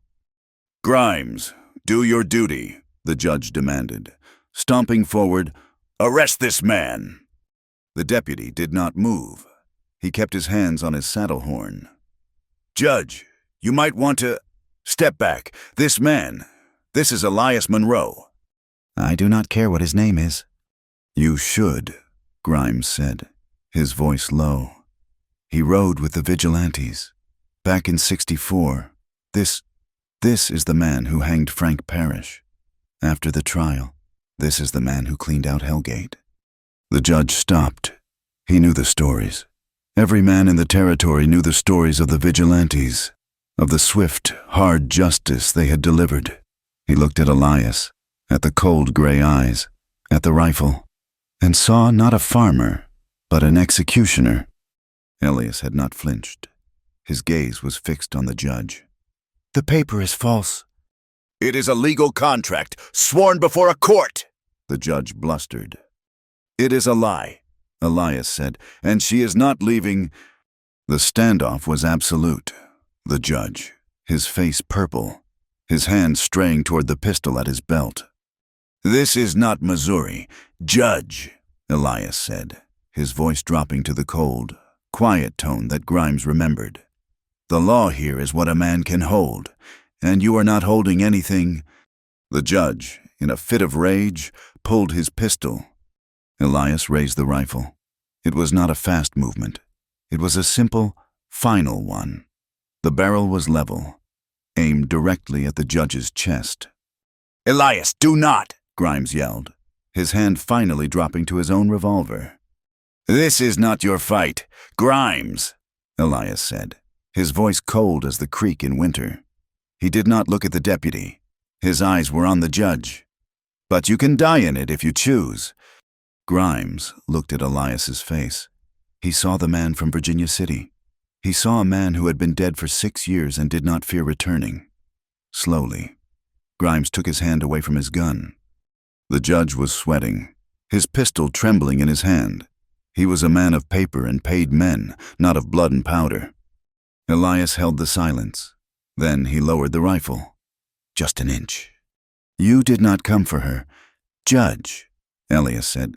"You came for your good name. You came because a traitor is telling stories. You came to silence a scandal." The judge's face mottled. Elias had struck the truth. "She is not what you want," Elias continued. "You want this buried. I want you gone." He paused. "I will make a trade." He glanced at Clara. "Go inside the cabin. Bolt the door. Do not come out until I call you." She stared, terrified. "Elias." "Go." She ran, stumbling up the porch steps, and disappeared inside. The heavy thud of the bar falling into place echoed in the yard. Elias faced the judge. "My reputation is dead, yours is not. You tear up that paper, you tell your man Prentice to stand down, and I will pay you for your trouble." "Pay me?" the judge sneered, trying to regain his footing. "With what? Beaver pelts?" "With gold," Elias said, "and with land. I own the mineral rights to the entire northern ridge. The deed is clear. It is worth more than your scandal." The judge's eyes widened. Greed, sharp and sudden, replaced his anger. He knew this land. He knew the rumors of color in the rock. "You would give that up," he whispered, incredulous. "For her?" "I am giving it up for quiet," Elias said. "You get the deed. You get the gold I have saved. And you sign a bill of sale, drafted by Deputy Grimes, freeing Clara Evans from any and all contracts, real or imagined, and you never return." Grimes looked at Elias, stunned. "Monroe, that land, that is a fortune." "Stay out of it, Grimes," Elias said. The judge was calculating. The girl was a problem. But the land was an opportunity. "Show me," he demanded. "Grimes, you and the judge, you will come inside, one at a time. Leave your weapons on your saddles." It was a cold, brutal negotiation. Elias was a stone wall. He went inside, Clara shrinking by the hearth as he walked past her. He took a heavy lockbox from under his bed. He pulled out a leather sack that clinked with the sound of dust and nuggets. He pulled out the deed. Grimes, his face grim, wrote out the bill of sale. The judge signed it, his hand greedy. Elias signed the deed. The trade was made. The judge mounted his horse, the deed and the gold safe in his saddlebags. He was victorious. "You are a fool, Monroe," he sneered. Elias just watched him. Grimes lingered for a moment. Elias, that marriage contract. The ink was new. It was a bluff. I could have called him on it. But you did not, Elias said. And he would have come back. With Prentice, this way, it is finished. You just gave away a king's ransom. I know what I gave away. Grimes. Ride out. The deputy nodded, tipped his hat, and followed the judge down the trail. Silence descended, heavier than the winter snow. The sound of the horses faded. Clara stood by the stove. She had heard it all. The gold, the land, his son's inheritance, everything. Elias stood by the door, his back to her, watching the trail. His shoulders were slumped. The fight had gone out of him, leaving him looking tired. You did not have to," she whispered, her voice shaking. I was not worth that. You gave him everything." "It was just rock," Elias said, his voice hollow. He turned and placed his rifle back on the wall pegs. His hands were unsteady. "It was your future," she cried, the tears finally coming. "It was your son's land, and you gave it to that man." The terror of the last hour, the shame of the judge's words, the staggering weight of Elias's sacrifice, it all broke her. She sank to the floor, her body racked with sobs. She had brought ruin to him after all. Elias turned. He looked at her, a small, broken heap on his cabin floor. He walked to her. He bent down, not with grace, but with a weary sigh. He did not speak. He just put his arms around her, one hand on her back, the other cradling her head. He lifted her, pulling her against his chest, and just held her as she wept. He held her tightly, as if he were holding her back from the edge of the creek. "It is done, Clara," he whispered into her hair. "It is done. He is gone. You are free." She cried into his shirt, her hands gripping his arms. After a long time, the sobs began to quiet. She pulled back, just enough to look up at him. Her face was a mess, streaked with tears and dirt. His face was hard, his jaw set, but his eyes were full of a deep, aching tenderness that stole her breath. She was overwhelmed by gratitude, by relief, by a fierce, burning feeling she could no longer name. She rose up on her knees. She put her hands on his shoulders, and she kissed him. It was a desperate, clumsy, grateful kiss, all salt and sorrow. Elias went rigid, his hands on her back tensed, but he did not push her away. He did not respond. She felt the rejection, sharp as glass, and began to pull away, a new shame flooding her. But as she moved, a low groan came from deep in his chest. His hand, which had been on her back, moved, fast and rough, to the back of her head. He tangled his fingers in her hair, and he kissed her back. It was not a gentle kiss. It was a starving, desperate thing. It was all the years of loneliness. It was the blizzard. It was the fire. It was the raw, aching need of a man who had denied himself everything. It was not a kiss of tenderness. It was a kiss of possession.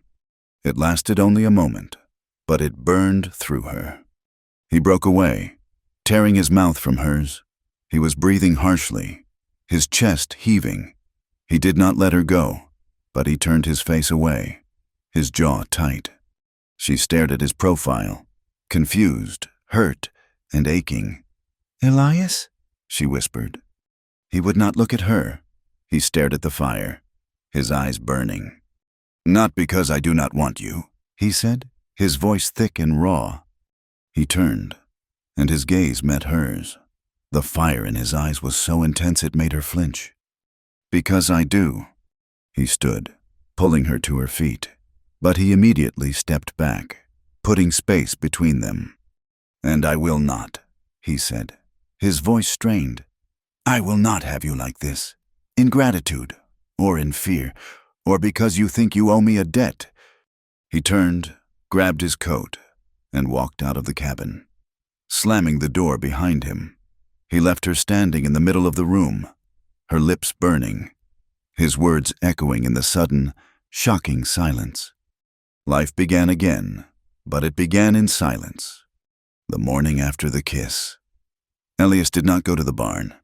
He went to the stand of pine trees up the ridge, the axe on his shoulder. Clara heard the steady, rhythmic thwack of the blade biting into wood. It was the only sound on the mountain. He was not chopping firewood. He was felling trees. She did not know what to do.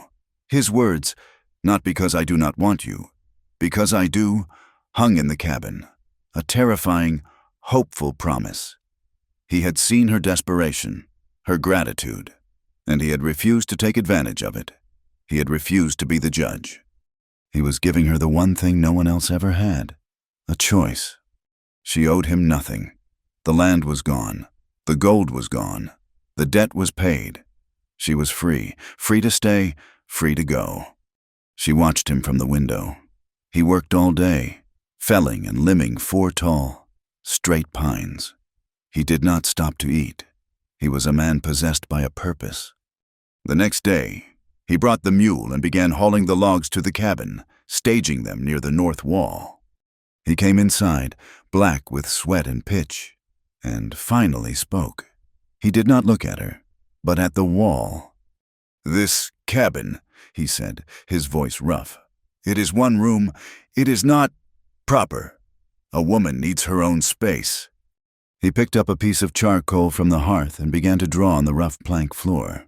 He drew a square, extending from the north wall. "I will build a second room, with a door and a window. It will be yours." Clara stared at the black lines on the floor. He was not building a wall to keep her out. He was building a room to let her in, on her own terms. "Elias," she whispered. He stood, erasing the mark with his boot. He looked at her, his gray eyes clear, the fire from the night before banked to a low, steady coal. "When you come to me, Clara," he said, his voice quiet, "I want you to choose it, not need it, not because I saved you from the storm, or from the judge, not because you have nowhere else to go. I want you to walk through that door because you choose to." He held her gaze, and in that moment, she understood. This was his courtship, not with flowers or poems, but with hewn logs and honest labor. He built, she planted, while Elias wrestled with the logs, setting the foundation. Clara tended her garden. The black earth he had broken for her was rich. The seeds she had planted took root as he built the walls of her new room. She coaxed green, fragile life from the soil. The mountain, once her prison, became her sanctuary. With the judge gone, the shadow of Prentice gone. She was no longer a fugitive. She was just Clara. She began to walk. She explored the trails Elias had cut, and then she made her own. She followed the creek upstream, past the place he had fallen, and found a high meadow she had never seen.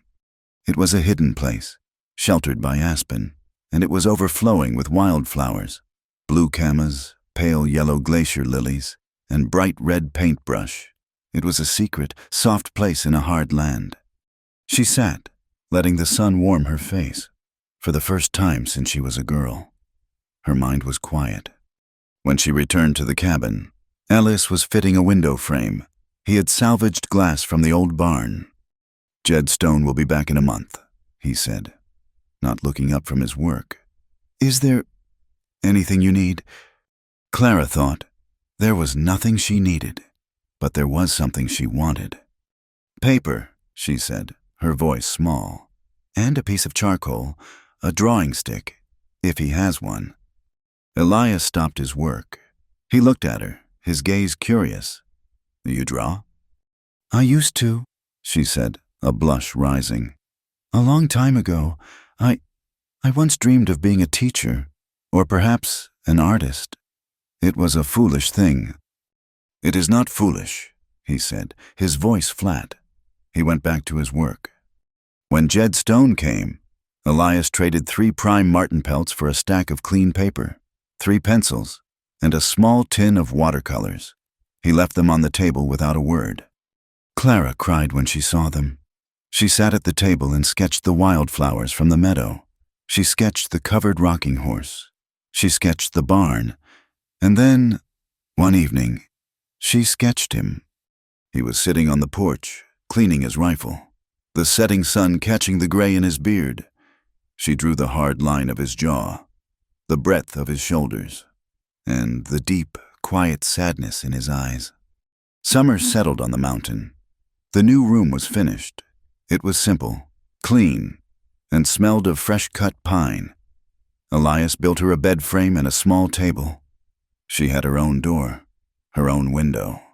She slept there, and Elias slept in his old bed. In the main room, the cabin was quiet, but it was a shared quiet, not a lonely one. But the mountain was not a gentle place. The new life was hard. The first threat came as a roar. A hot, dry wind melted the last of the high snows too fast. The creek, which had been their lifeline, became their enemy. Clara heard it in the middle of the night, a deep, grinding sound, like the mountain clearing its throat. She ran to the door. Elias was already on the porch, staring into the dark. "Flood," he said. The water was a brown, churning wall, spilling its banks. It was rising fast. "The garden," Clara cried. "Her garden, her seedlings." "It is lost," Elias said, grabbing a lantern. "We need to check the goats. If the water reaches the barn—" "No!" Clara grabbed a shovel. "We can turn it. If we dig a trench, we can send it toward the rocks." Elias looked at her, then at the rising water. It was a fool's errand, but he saw the look on her face. This was her land. "Get the lantern," he ordered. For 4 hours, they fought the creek. They were knee-deep in freezing mud and rushing water. They dug like madmen, hauling rocks to build a temporary dam, trenching the soft earth to divert the main flow away from the garden and the cabin. They did not speak. There was only the sound of shovels scraping rock, their own ragged breathing, and the roar of the water. By dawn, they were soaked, freezing, and covered in filth. But the creek had turned. The water was flowing through their new trench, sparing the cabin. The garden was a sea of mud, but the plants were not washed away. They stood, leaning on their shovels, watching the sun rise.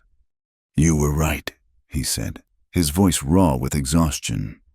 "We were right," she corrected. They had held the mountain back, together. The second threat came a week later. It came with a scream. One of the milking goats. Elias grabbed his rifle and ran toward the barn.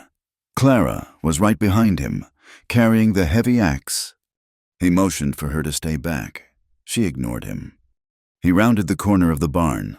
A large black bear, thin from a late spring, had one of the goats down. It was ripping into its throat. Elias raised his rifle. He fired. The shot was clean, hitting the bear in the shoulder. The bear roared, a sound of rage and pain. It dropped the goat and turned, not to run, but to charge. It lunged at Elias. Elias was trying to reload, fumbling with the powder and shot. He was too slow. "Elias!" Clara screamed. She did not think. She ran forward, screaming like a banshee, and swung the axe, not at the bear, but at the metal water trough beside it. The clang of the axe on the iron was deafening, a sharp, unnatural explosion of sound. The bear, already wounded and confused by the noise, faltered. It stopped its charge, reared up, and swiped at the air. It was the second Elias needed. He rammed the charge home, lifted the rifle, and fired again. The shot struck the bear in the chest. It collapsed, twitched, and lay still. The silence that fell was shocking. Elias was breathing hard. His rifle still pointed at the dead bear. Clara was shaking so hard she dropped the axe. He turned to her. His face was pale. You could have been killed. You should have run." "You were too slow," she said, her voice trembling. You taught me not to flinch." He looked at her, then at the axe, then at the bear. He walked over and gently took the axe from her limp hand. He did not yell. He did not scold her. He reached out and, with a thumb that was shaking, he wiped a spot of mud from her cheek. His touch was light as a feather. "You are not the same woman who came here," he said. "They survived the flood. They survived the bear." The final threat was silent. A late frost, descending in August. A cruel trick of the high country. It threatened to kill everything in the garden, everything they had fought for. They worked all night, covering the plants with canvas, with their own spare blankets, building small, smoky fires at the edge of the field to keep the killing cold at bay. They sat huddled by one of the fires, sharing a blanket, watching the stars, waiting for the sun. They were exhausted. They were stronger. The nearness, the shared danger, the quiet of the long night. It unlocked something in him. He liked to sit by the fire. Elias spoke into the darkness. Clara, half asleep on his shoulder, stiffened. He had never spoken of Thomas, not when he was sane. The fire in the barn," he said, his voice thick. "It was summer. Lightning. That is what I told myself. That is what I told everyone." He pulled away from her, staring into the flames. "But it was my fault." "Elias, no," she whispered. "It was lightning. I was checking my traps. On the ridge," he continued, as if she had not spoken. "I was gone all day. I wanted the pelts. I left him. He was 5 years old. I left him alone, and I went to check my traps." His voice broke. "When I came back, the smoke, I could smell it from a mile off. The barn was gone. He had been playing in there, with the mule. He loved that mule." He put his head in his hands, his broad shoulders shaking.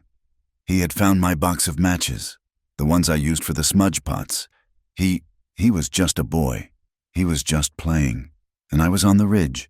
I was angry because a wolf had ruined a pelt. I was thinking about money. And my son was burning." He was sobbing now, the dry, agonizing sobs of a man who had held his guilt for years. "I killed him. Clara, the lightning did not kill him. I did. I left him. I chose the pelts over my son." Clara's heart broke. She did not see the cold mountain man. She did not see the vigilante. She saw a man drowning in a grief she understood perfectly. She thought of her own child, the still, silent girl, the cold, lonely attic room, the shame the judge had heaped on her. She understood guilt. His was real, hers was false, but the shape was the same. It was a cold, hollow place where a child should have been. She did not offer him comfort. She did not tell him he was wrong. She did not try to fix him.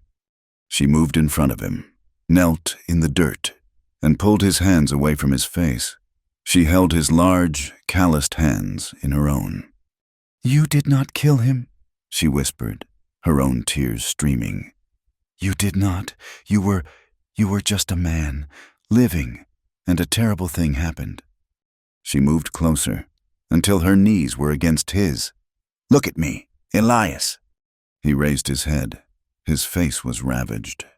"You are not a man who hides anymore," she said. "You are not a coward. You are the man who fought the creek. You are the man who faced the bear. You are the man who built me a room." She wept for him. She wept for the agony he had carried alone.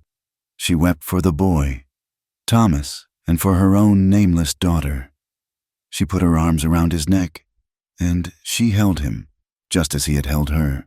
She held him as he fell apart, and she did not flinch. The new room was finished. The harvest was in. The nights grew crisp. Life settled into a rhythm. They worked together. They ate together. They sat by the fire. He would read to her from Sarah's book of Psalms, or she would read to him from a book of poetry Jed Stone had brought.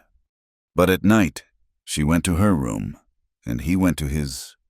The space between them was filled with a taut, aching respect. He would not cross that threshold. The choice was hers. One night, a full moon flooded the cabin with silver light. A wolf howled on the ridge, a lonely, aching sound. Clara lay in her bed. She was safe, she was warm, she was free, and she was lonely. She thought of the man in the other room, the man who had faced down her past, the man who had shared his own, the man who had given her a home, and then given her the freedom to leave it. She did not owe him. She did not need him for survival. She wanted him. She rose from her bed. She was wearing a simple cotton nightgown. She opened the door to her room. Elias was not in his bed. He was on his old pallet, by the hearth, staring into the dying embers. He slept there often, as if he were still guarding her. He heard her. He turned his head. He saw her, barefoot, her hair down, standing in the doorway. He did not move. He just watched her. Clara walked across the cold floor. She did not stop until she was standing over him. He looked up at her, his face a map of shadows and moonlight. Elias, She whispered.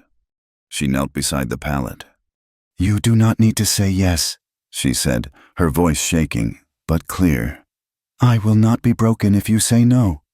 She reached out and laid her hand on his chest.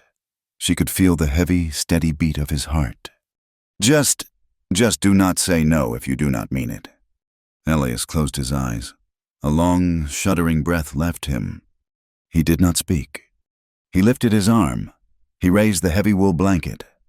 It was the only answer she needed. She slid onto the pallet, into the heat of him. He turned, pulling the blanket over her, and drew her in. It was slow. It was aching. It was not the desperate, hungry kiss from that day. This was hesitant. It was a question. He touched her face, his rough fingers tracing the line of her jaw, as if he were memorizing her. She kissed his hand, tasting the salt and smoke on his skin. There were tears, his, as the last of the ice around his heart finally broke. Hers, as the shame of the attic room was finally washed away.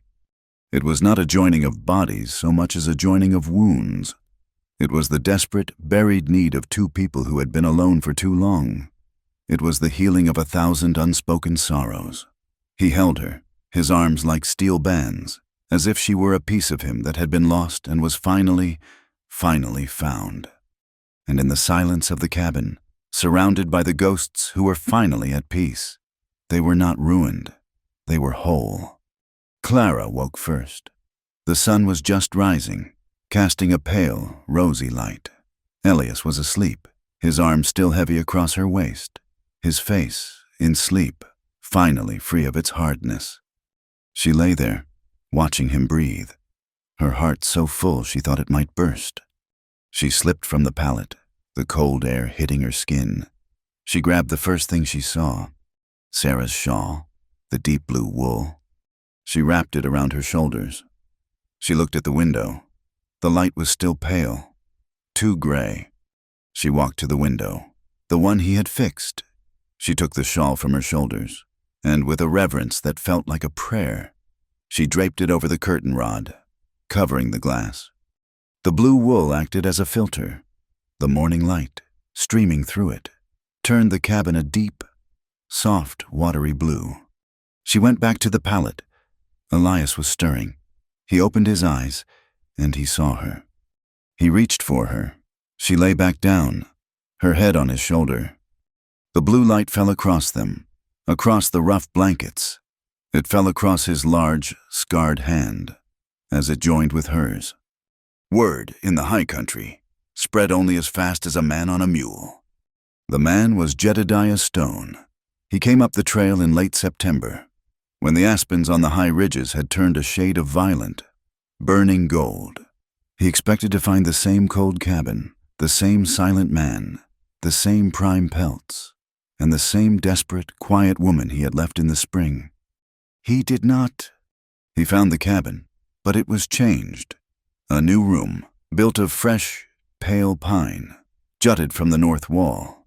A garden, fenced and orderly, was heavy with the last of the harvest, squash, corn, and beans.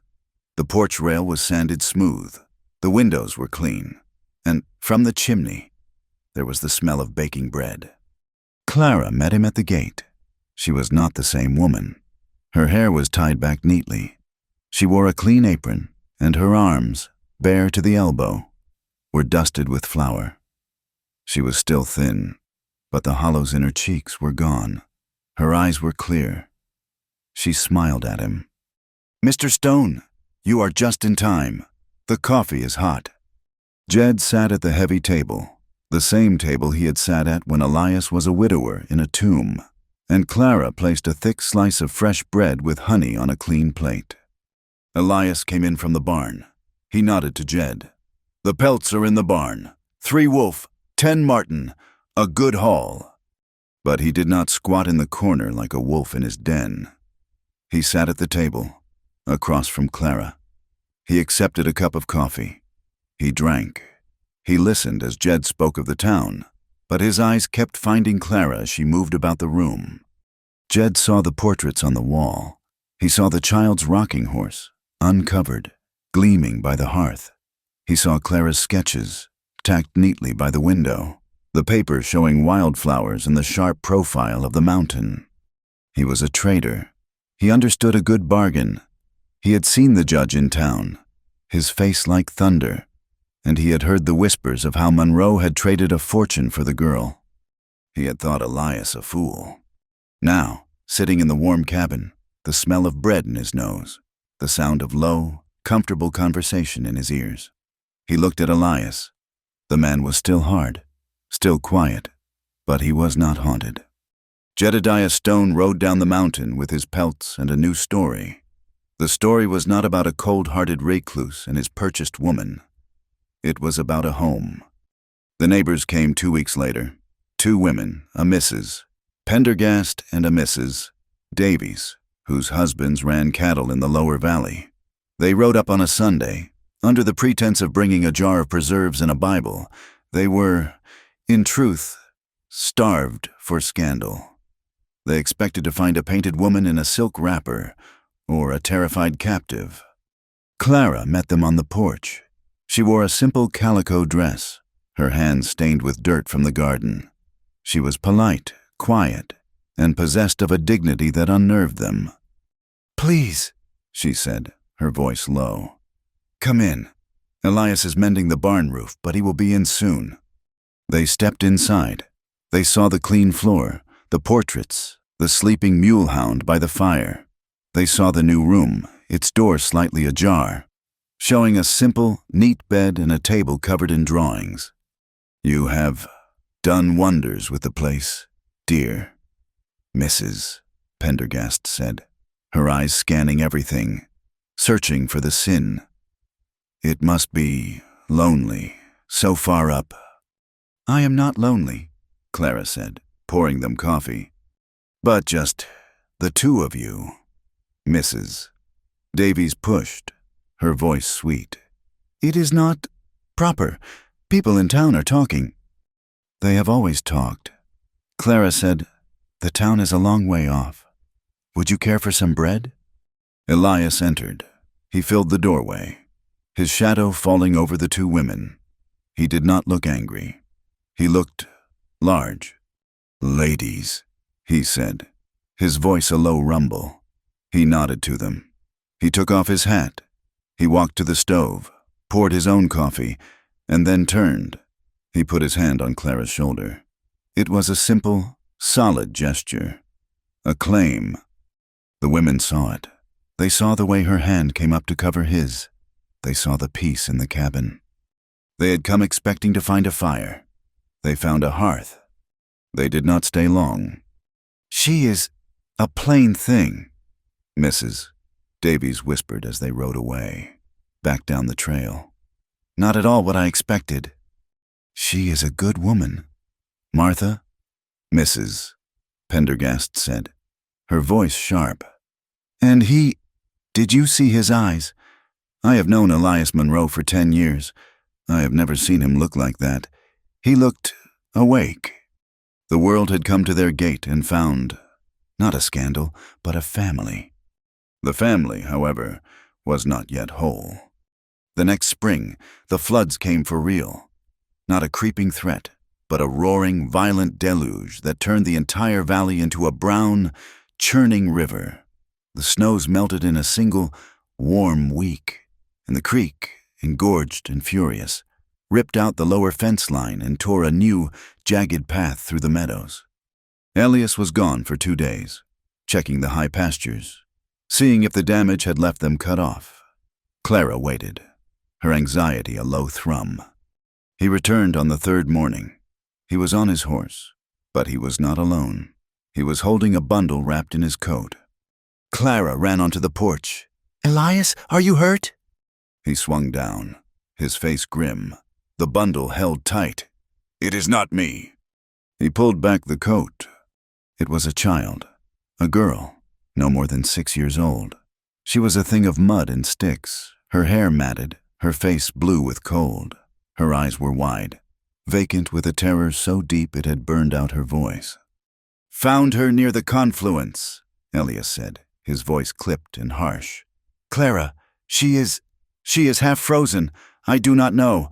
I do not think she has spoken." He was holding the child at arm's length, as if she were a bomb. He was terrified. Clara saw it. This was not a memory. This was a small, cold, living ghost. Clara did not hesitate. She saw the child, and she saw herself. She took the girl from his arms. The child was light as a handful of wet leaves. "Get the tub," Clara ordered. "Heat water, now." Elias, given a task, moved. For hours, Clara worked. She stripped the child of her rags. She bathed the small, frail body, washing away the mud, revealing a constellation of bruises. She rubbed the girl's limbs, forcing the life back in. She dressed her in one of her own nightgowns, which swallowed her whole.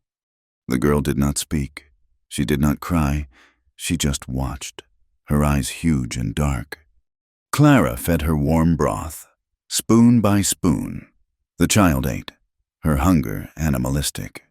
When she was full, she simply closed her eyes and fell asleep in Clara's lap. Elias stood in the doorway of the new room, watching. He would not come closer. He saw the small form, the pale face, the dark hair, and he saw Thomas. The grief was a fresh, sharp blade. She cannot stay," he whispered. His voice choked. Clara looked up, her gaze fierce. "She is staying." "Clara, you do not understand. I cannot. "You will," Clara said, her voice soft but unbreakable. "She has nowhere else. Look at her. She is like I was. She has nowhere. We are her nowhere." What if... He could not say it. What if she dies too? "We will not let her," Clara said. For a week, the girl did not speak. She ate, she slept. She followed Clara everywhere, a silent shadow, clutching the hem of her skirt. They learned, from Jed Stone, that a wagon of settlers had tried to ford the flooded river. It had overturned, all lost. The girl, it seemed, was the only survivor. Her name, they thought, was Lucy. Elias kept his distance. He worked in the barn. He fixed fences. He watched her from afar. He could not bring himself to touch her. He was afraid he would break her, or that she would break him. On the 8th night, the cabin was dark. A storm raged outside, the wind and rain rattling the new windows. A scream tore through the cabin. It was not a child's cry. It was a raw, terrified shriek. Clara was out of bed in an instant. She ran to the pallet she had made for Lucy by the fire. The girl was sitting bolt upright, her eyes wide open, but seeing nothing. She was screaming at the wall, at the memory of the water. "No, Pa, the water, it is cold." Clara grabbed her, pulling her into an embrace. "Shh, little one. You are safe. You are warm. It is just a dream. You are safe." Lucy fought her, her small fists beating against Clara's chest. "Ma! Where is Ma? I cannot! Ma!" She clung to Clara, her small body rigid with terror. She buried her face in Clara's nightgown, and her voice, cracked and raw, finally broke. Ma, please. She was not calling for her lost mother. She was calling for the one who was there. Clara held her, rocking her, her own tears falling into the child's matted hair. I am here, she whispered. I am here. Ma is here. You are home. Elias stood in the doorway, frozen. He had come running when he heard the scream. He stood, his hand on the doorframe, and he watched. He saw Clara, her face awash in moonlight, holding the weeping child. He saw her, not as the woman he had rescued, but as a mother. He saw the scene he had thought was stolen from him forever, a woman, a child, a home, safe from the storm. The fear in his heart did not go away, but something else, something stronger, settled over it. Lucy fell asleep, her hand clutching Clara's. Clara looked up, and her eyes met Elias's in the dark. He did not speak, he just nodded. A single, slow movement. He crossed the room, grabbed a heavy blanket, and laid it over them both. His hand rested, for just a second, on Lucy's head. A new family, quiet, scarred, but whole. They called her Lucy Monroe. There was no paper, there was no judge, there was just a name, and a place at the table. Elias built her a small bed, which he placed in Clara's room. He taught her to ride the old mule, and then, after a trade with Jed Stone, a small, sturdy pony, he showed her how to set a snare, how to read the clouds, how to be quiet in the woods. He was gentle with her, with a hesitant tenderness that broke Clara's heart. Clara taught her to read. They started with the Psalms. They moved on to the primers Jed brought. They drew maps of the mountain and named the wildflowers. Lucy's laughter, high and clear, became the new sound of the homestead. One evening, Clara was teaching Lucy the alphabet. And what about the Pendergast children? Lucy asked. Or the Davies boy? They do not know their letters. Who teaches them? Clara looked at Elias. She remembered her dream. A teacher. They have no school, Clara said softly. Elias was quiet for a long time, staring into the fire. The barn is too cold in winter, he said. The next day, he began felling trees. He built it himself, on a flat piece of ground between the cabin and the meadow. It was one room, with 4 windows and a good, solid door. He built a stove for it, benches, and a raised platform for Clara. It took him all summer. In the fall, Clara's schoolhouse opened. Twice a week, 5 children, including Lucy, rode up the trail. Clara taught them reading, sums, and geography. Elias would stand at the edge of the trees, just out of sight, and listen. He would listen to her voice, clear and steady, teaching the children. He would listen to the sound of his daughter, reciting a poem. He had built a tomb, and she had turned it into a future. The future still had to face the world. That winter, they needed supplies. The larder was low. The 3 of them rode the wagon into town. It was the first time Clara had been there since the judge, the first time as a family. The town had not forgotten. Elias Monroe had given up a fortune. The whispers followed them as they walked from the wagon to the general store. That is her, a woman whispered behind her hand to another. The one he gave the ridge for. Looks plain as mud to me. Must be a witch, to bewitch a man like that. I heard she was a soiled dove from Missouri. Clara's shoulders tensed. She felt the old, familiar shame rise up, hot and sick. She reached for Lucy's hand. At the saloon, a group of hard-bitten miners, idle, watched them pass. One of them leered. That is Monroe's property. Wonder if he'd trade her back for that gold, eh? Clara flinched, pulling Lucy closer. Elias, who was carrying a heavy sack of flour, stopped. He did not look at the men. He set the sack down, slowly. The street went quiet. The old Elias, the vigilante, was present. But he did not reach for the pistol at his hip. He did not snarl. He turned to Clara. He looked at her, his gray eyes steady. Then, in front of the saloon, in front of the whispering women, he reached out and took her hand. He laced his fingers with hers.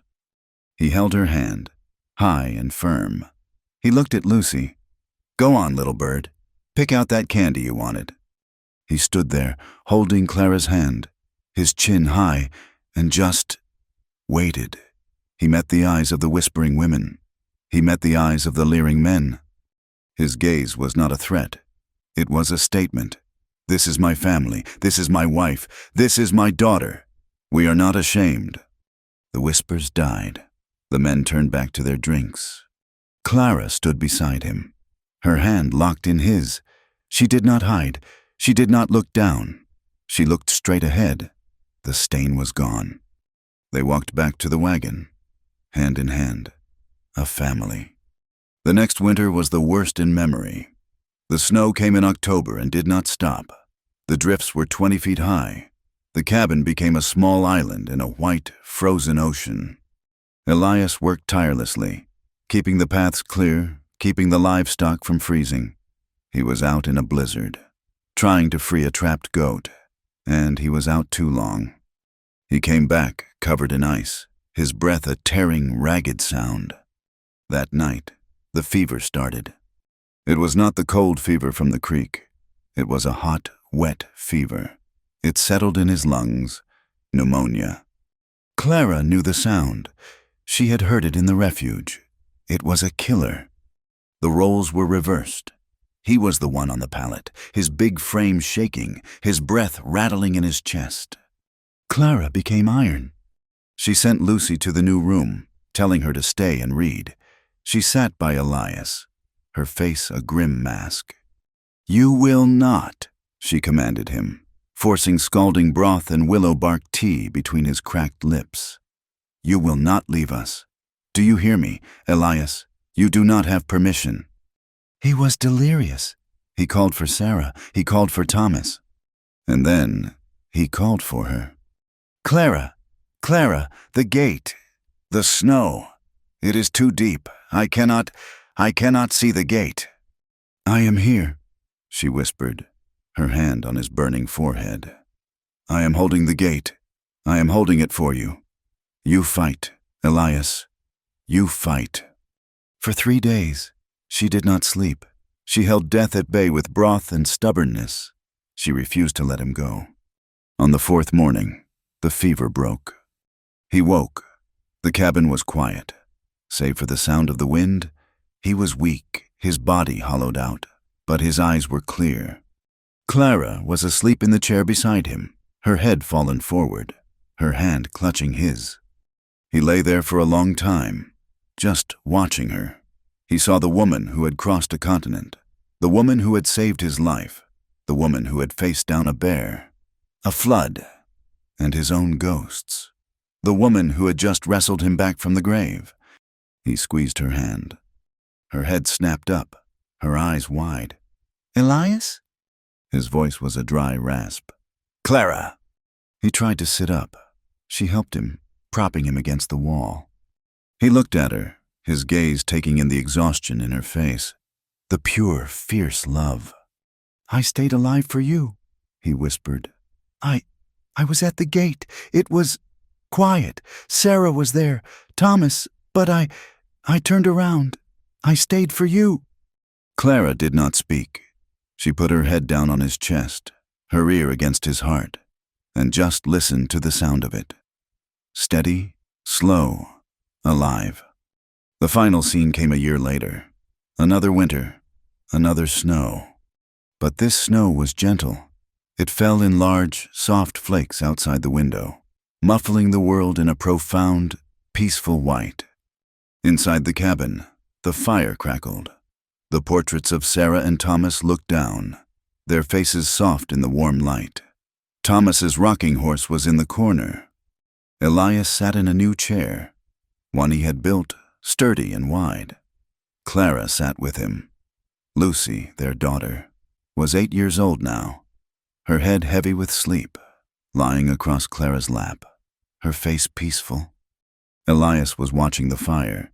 He was watching his family. Clara, her hand resting on Lucy's hair, looked at him. He turned his head, his gray eyes full of a light she had never seen.